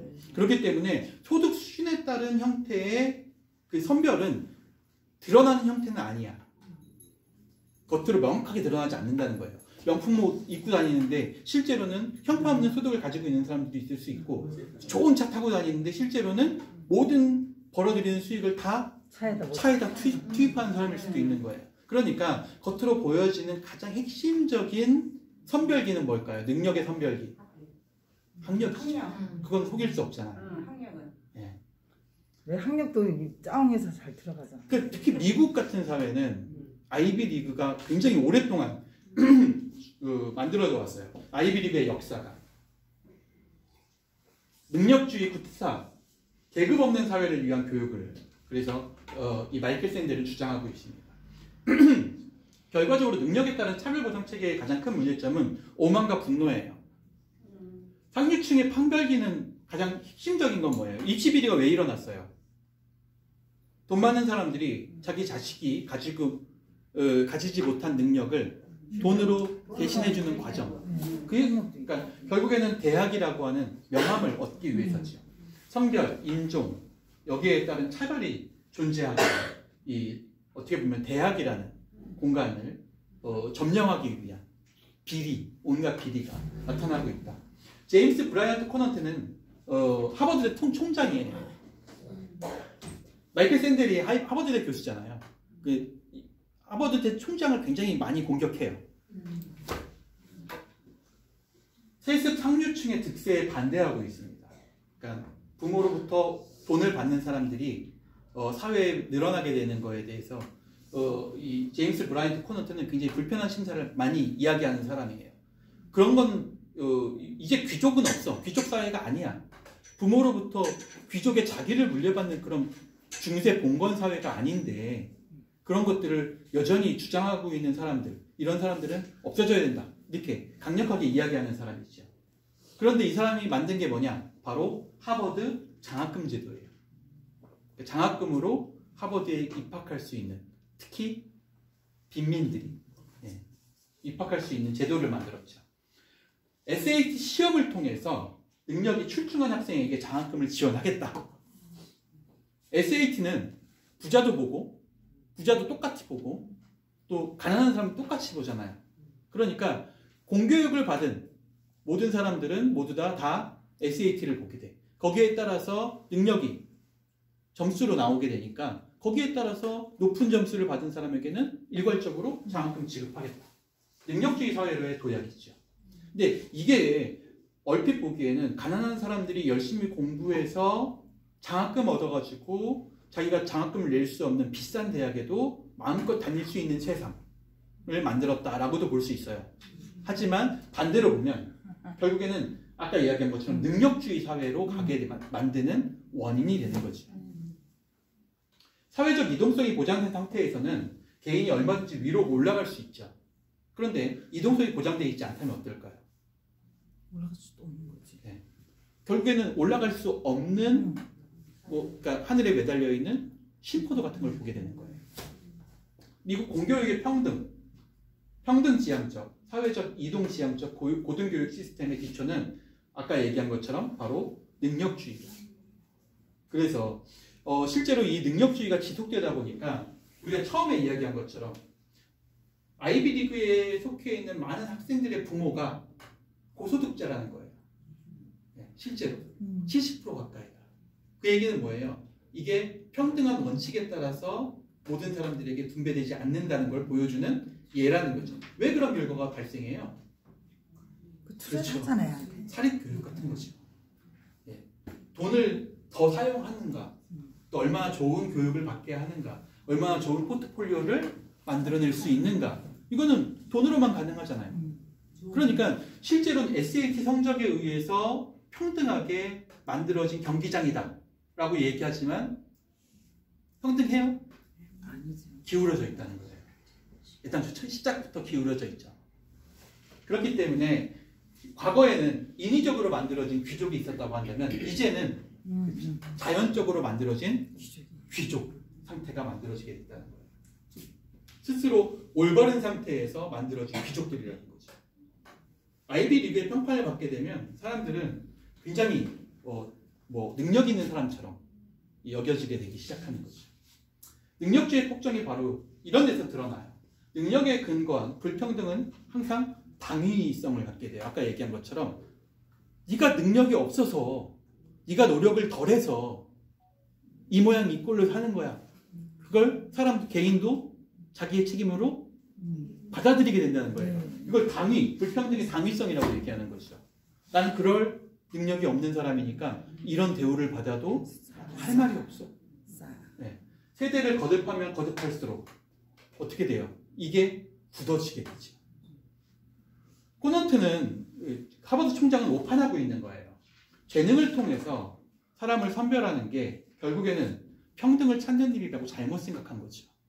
재능을 통해서 사람을 선별하는 것, 그것이 공평하지 않다는 것, 이미 기울어진 경기장이라는 사실을 오판하고 있는 거예요. 코넌트가 하버드 대학의 총장직을 맡은 20년 동안 동문의 자녀 87%가 입학했다고 해요. 그러니까 부모가 하버드 출신인 사람의 자녀가 87%가 하버드에 다시 들어왔다는 거죠. 결국에는 들어갈 줄 아는 사람들만 들어가게 된다라는 걸 의미해요. 코넌트는 능력주의 유산을 만들었어요. 입학에 고려되는 요소가 여러 가지죠. 아까 얘기한 SAT 능력도 들어가요. 그런데 거기에 더불어서 평가를 해. 일종의 자소서 같은 거죠. 자기소개서. 거기에는 인성도 들어가요. 체육 특기도 들어가죠. 특별 활동도 들어가요. 근데 생각해 보세요. 열심히 공부하는 똑똑한 친구야. 그런데 집이 가난해서 학교가 끝나면 바로 편의점에 가서 알바해야 돼. 반면에 다른 친구들은 학교 끝나면 농구 클럽에 가서 농구할 수 있고 조정 클럽에 가서 조정할 수 있고 승마 클럽에 가서 승마할 수 있는 여유가 있는 집안의 자녀야. 같은 노력을 할 때 결과치도 같을까요? 네. 같을 수 없죠. 능력이 같다고 칩시다. 결과가 같을 수 있냐는 거예요. 그렇지 않죠? 가장 중요한 평가에서는 뭐 해야 돼요? 평준화된 수학 능력이에요. 실제로는. 네. 그것과는 아무런 상관이 없이 만들어진. 심지어는 아까 얘기한 것처럼 특별 과외로는 절대로 풀 수 없는 문제 같은 걸 내지 않는. 우리나라에서 뭐 킬러 문항 없앤다고 이제 얘기하잖아요. 그런 것도 마찬가지 얘기예요. 평준화된 교육을 추구하기 위한 거예요. 근데 평준화된 교육이 과연 불평등한 사회를 완화시킬 수 있을까요? 사회적 불평등을? 아까 얘기한 것처럼 SAT 점수는 실제로 조사를 해본 바에 따르면 돈에 따라간다. 수익에 따라서 달라진다. 그 아이들의 살고 있는 집안의 수익에 따라서 달라진다는 거예요. 수험생 가정의 소득 수준과 SAT 점수는 정확하게 비례해요. 네. 아주 일부의 오차, 예외적인 상황이 있을 수 있어요. 그게 1%야. 네. 그 이외에는 모두 다 동일하다는 거예요. 다양한 시설, 사설 입시학원을 통해서 SAT 점수도 관리되고 내신 성적도 소득 수준과 연관되어 있죠. 우리나라 얘기가 아니에요. 우리나라도 들어가요. 미국 얘기예요. 근데 전혀 위화감이 없죠. 불평등의 토대를 더욱더 가지고 있습니다. 오히려 대학의 선별주의가. 평준화된 능력주의 입시 기준은 사회적 불평등의 격차를 계속 가속시킨다라고 볼 수 있습니다. 사회적 이동성과 기회의 확대를 늘리는 데 실패하고 있고요. 또 기득권 세습 엘리트 계층을 강화하는데 바로 이게 작동하고 있다고 볼 수 있어요. 심지어 성별, 인종, 민족적 차이에 대해서 과거에 비해서 훨씬 관용적인 상태인데도 불구하고 유색인종 전용 평가 제도가 따로 있어. 가산점 제도가 심지어. 그럼에도 불구하고 이게 소득순하고 명확하게 일치한다는 거예요. 제대로 작동하지 않고 있다는 거죠. 원하는 대로. 명문대가 사회적 이동성의 엔진이 되지 못하는 이유가 뭘까요? 현실은 하버드 출신 중 소득기준 최하위에서 최상위로 사회적 이동에 성공한 비율이 1.8%뿐이 되지 않는다는 거예요. 그러니까 장학금으로 빈민자 장학금으로 들어온 하버드 졸업생이 사회적으로 높은 지위에 오르거나 높은 소득을 얻는 직업을 가지게 된 경우가 1.8%에 불과하다는 거예요. 개천에서 용날 비율이 이건 책에 나오는 내용은 아니고요. 카리자 윌리엄스라는 요즘에 아주 핫한 인물에 대한 이야기예요. 카리자 윌리엄스는요, 어머니가 노숙자였어요. 노숙자 부모에게서, 어머니에게서 길러진 이 아이죠. 여기 앉아있는 이 아이. 이 아이가 하버드에 전액 장학금으로 입학해요. 인생 역전 드라마죠. 네. 12번의 전학을 경험한대요. 왜냐하면 한 곳에만, 노숙자니까, 홈리스니까 한 곳에만 살 수 없잖아요. 그래서 이곳저곳 전전하면서 학교를 계속 번갈아 가요. 이 아이는 어머니가 구걸하고 있는 동안 한쪽에서 땅바닥에 앉아서 책을 읽어요. 네. 그래서 엄청나게 많은 국립도서관 책들을 읽고 난 다음에 그런 것들로 높은 SAT 성적을 받게 되죠. 그래서 고등학교 졸업 모습이에요. 졸업식장에서 졸업 학생들을 위해서 대표 연설을 해요. 근데 뭐라고 연설을 했는지 아세요? 내가 이렇게 어려운 삶을 살아왔습니다. 그리고 나는 노력을 통해서 그 하버드에 들어갈 수 있었어요. 만약에 내가 노력을 통해서 하버드에 들어갈 수 없는 사회적 불평등이 존재했다고 한다면 이 사회는 제2의 미셸 오바마를 잃었을지도 모릅니다. 이렇게 이야기해요. 이게 2009년이에요. 이 연설이 있었던 게. 그리고 실제로 카디자 윌리엄스는 그 뒤로 잊혀져요. 그리고 2013년에 하버드를 졸업한 게 이제 제가 이제 찾아서 알아냈어요. 추적하면 끝이네. 추적이 안 돼. 그 하버드 동문회 사이트에서 찾아냈어요. 지금 졸업자 이 심사위원을 하고 있대요.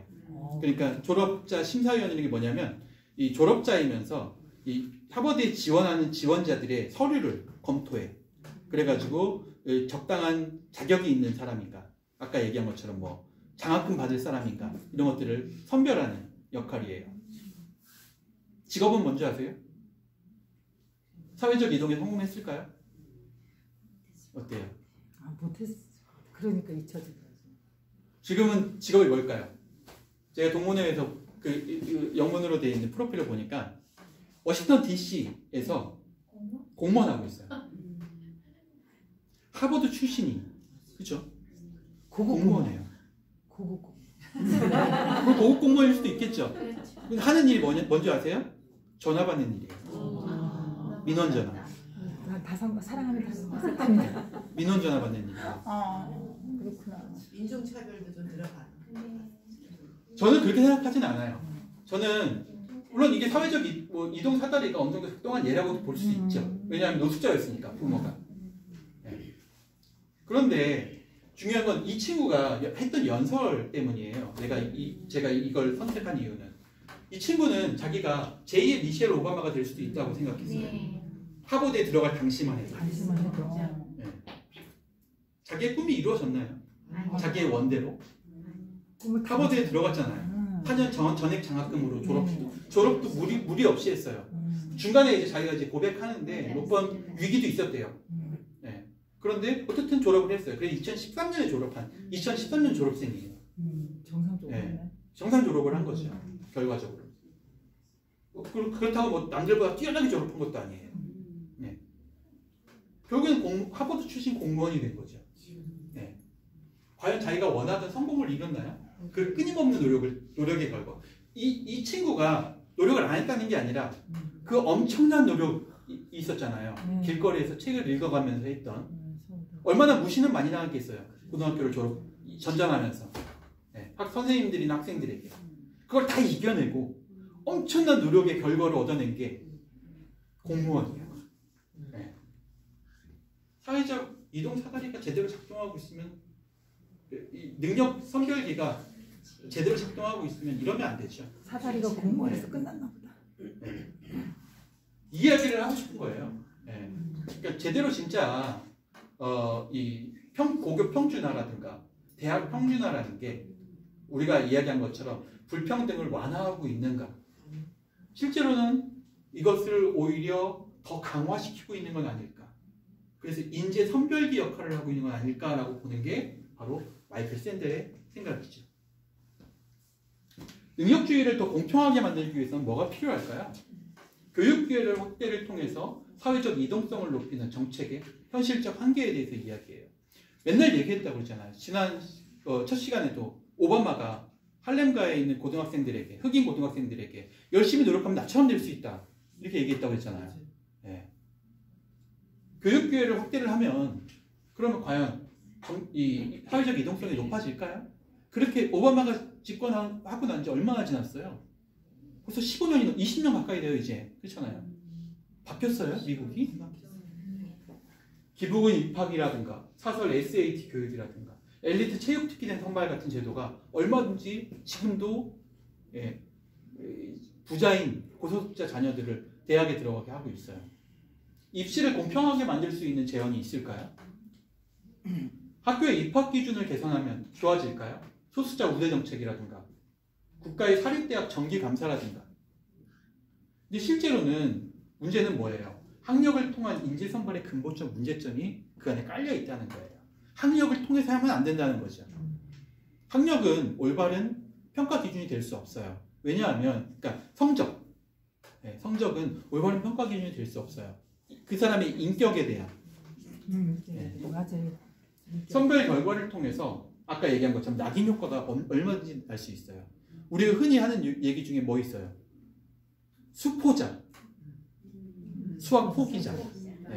한 중학교에서 고등학교쯤 올라갈 때 되면 수포자가 나타나기 시작하죠. 난 안 되는 사람이야. 수학은 난 안 되는 사람이야. 이렇게 생각해버리게 된다는 거예요. 왜냐면 뭐가 그걸 증명해줘요? 그 아이에게는.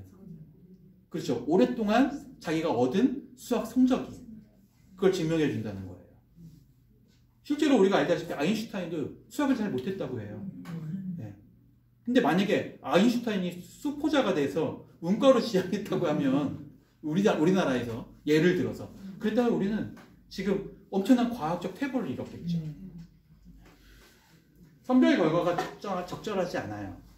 일단 두 번째는 선별에만 치중하게 되다 보니까 교육 본연의 목적을 제대로 달성하지 못한다는 거죠. 사실 교육의 목표는 뭐예요? 우리나라 교육 헌장에 등장하는 우리나라 교육의 목표는 뭐예요? 전인 교육이에요. 네, 전인 교육. 그러니까 말 그대로 인간을 완성하는 교육이죠. 네. 그게 우리나라 교육 헌장에 들어 있어요. 어린이 교육 헌장 첫 줄에 들어가 있어요. 전인 교육을 목표로 한다는 게. 우리나라 교육이 과연 아이들의 그 인간성, 인성을 올바로 성장시키는데 도움이 되고 있을까요? 아니면 아이들에게 벌써 초등학교부터 뭐 의대 교육, 의대 준비반 같은데 집어넣는 역할을 하고 있을까요? 윤리 도덕 교육이 올바른 형태의 입시 교육관이라는 건 존재하지 않아요. 특히 성적에 따라서 아이들의 선별을 하는 제도는 애당초 공평하지 않다는 거예요. 올바른 선별기가 될 수 없다는 거예요. 인재 선별 작업, 그 다음에 사회적 명망을 배분하는 과정에 대한 이야기입니다. 아까 얘기했던 계속 하버드대 총장 이야기예요. 허버트 코너츠 총장 얘기죠. 세습 탕류층에게서 권력을 빼앗고 유능한 지식인을 양성하는 게 하버드 대학의 목적이다. 이렇게 주장했다고 해요. 그러면서 얘기한 게 빈민들에게 장학금의 기회를 주겠다. 유색인종에게 상위 점수를 더 주겠다. 선호 점수를 더 주겠다. 가드너는 뭐라고 얘기했냐면 재능에 따른 개인의 한계를 깨달아야 한다. 자신의 적절한 사회적 지위를 확인하는 것이 오히려 더 중요하다. 주제팔가라는 거죠. 그렇죠. 쉽게 말하면 그거죠. 오히려 그게 더 이들에게 이 잘못된 그런 분노의 길을 걷지 않게 만드는 너무 과도한 노력이 자기가 얻을 수 없는 것인데도 불구하고 너무 과도하게 거기에 몰입하다 보면 결국엔 스스로를 망치는 결과에 빠지게 될 수도 있지 않겠는가. 코넌트와 가드너 둘 다 하버드 총장이었는데 어때요? 둘 중에 어떤 생각이 더 현실적이라고 생각하세요? 코넌트의 생각과 가드너의 생각 중에. 능력주의 대학이 상류층의 계급을 대체하는 현상이 만들어집니다. 실제로는 대학도 마찬가지로 승자 독식 체계를 가지고 있어요. 네. 최근 최상위 대학은 지원자의 20%만 입학을 시키고 있죠. 네. 대다수의 대학은 50%의 합격률을 유지하고 있어요. 그러니까 합격률 자체를 낮춰서 자신들의 희소성, 그러니까 졸업자들의 희소성을 늘리는 거야. 똑같은 얘기가 지금 우리 사회에서 이루어지고 있죠. 의사들의 희소성이 결국엔 의사들의 사회적 명망을 높인다고 생각하고 있어요. 잘못된 생각이죠. 네, 잘못된 생각이죠. 대학에 진학하는 학생의 수는 늘어나지만 극소수의 엘리트 대학의 합격률은 줄어드는 게 현실이다. 결국에는 희소성을 통해서 뭘 만들겠다는 거예요? 시장 가치를 높이겠다는 거죠. 교육은 그런 목적으로 만들어진 곳이 아니에요. 대학은 특히나 그런 목적을 가지고 만들어진 곳이 아니죠. 대학은 학문 증진의 장이에요. 학문을 목적으로 만들어진 곳에서 뭘 하고 있는 거예요? 시장 경제가 작동하고 있는 거예요. 도덕적 판단이 그 안에 들어가서는 안 되는 거죠. 실제로. 그러니까 상처 입은 승리자들, 승자 독식 체계의 입시 경쟁의 문제점은 여전히 등장합니다. 불평등이 심화되고 있어요. 능력주의 엘리트들의 경쟁과 가열도 이루어지고 있죠. 아까 그 윌리엄스의 이야기를 예를 들어보면 그래요.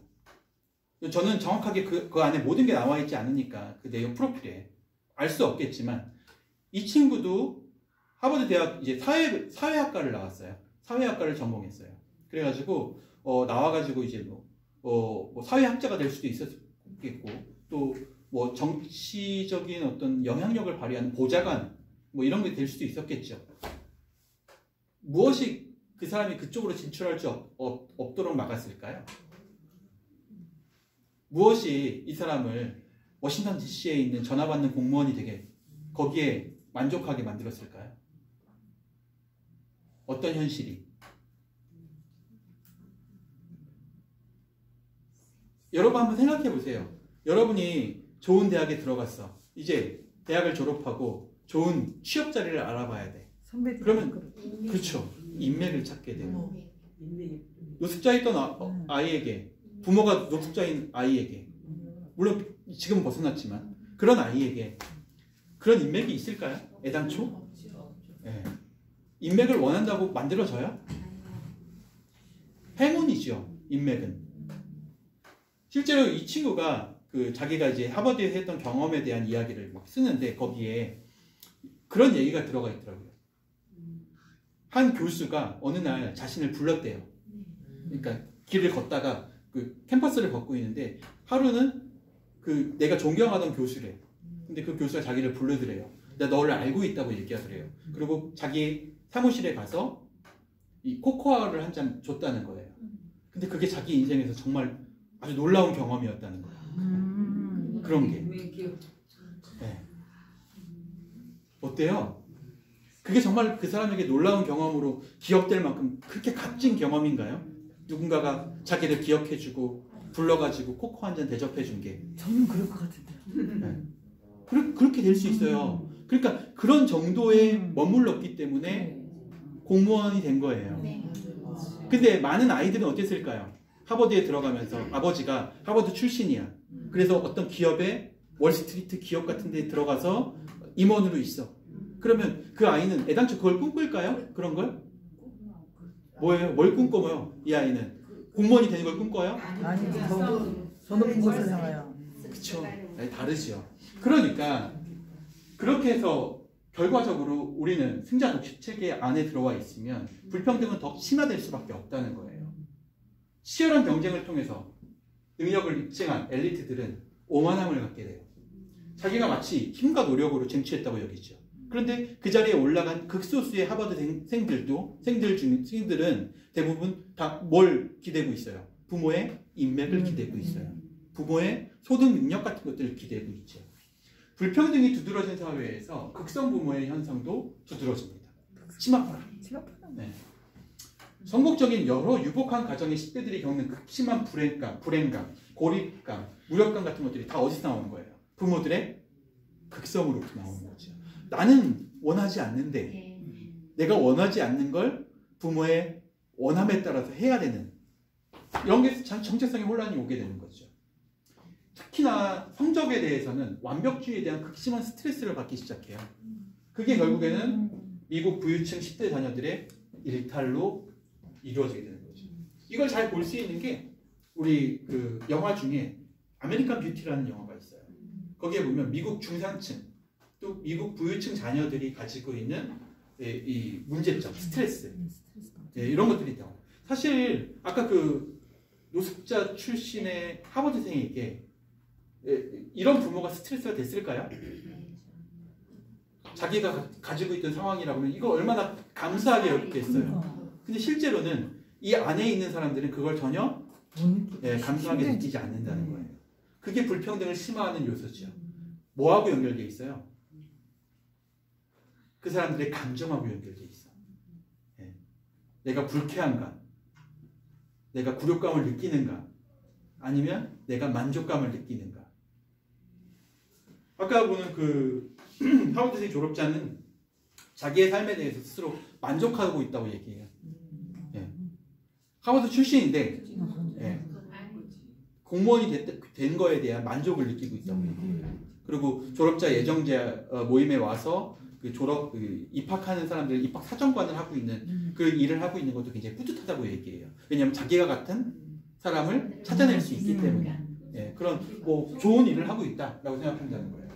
우리나라에서 잘 알려진 하버드생 졸업생 누가 있을까요?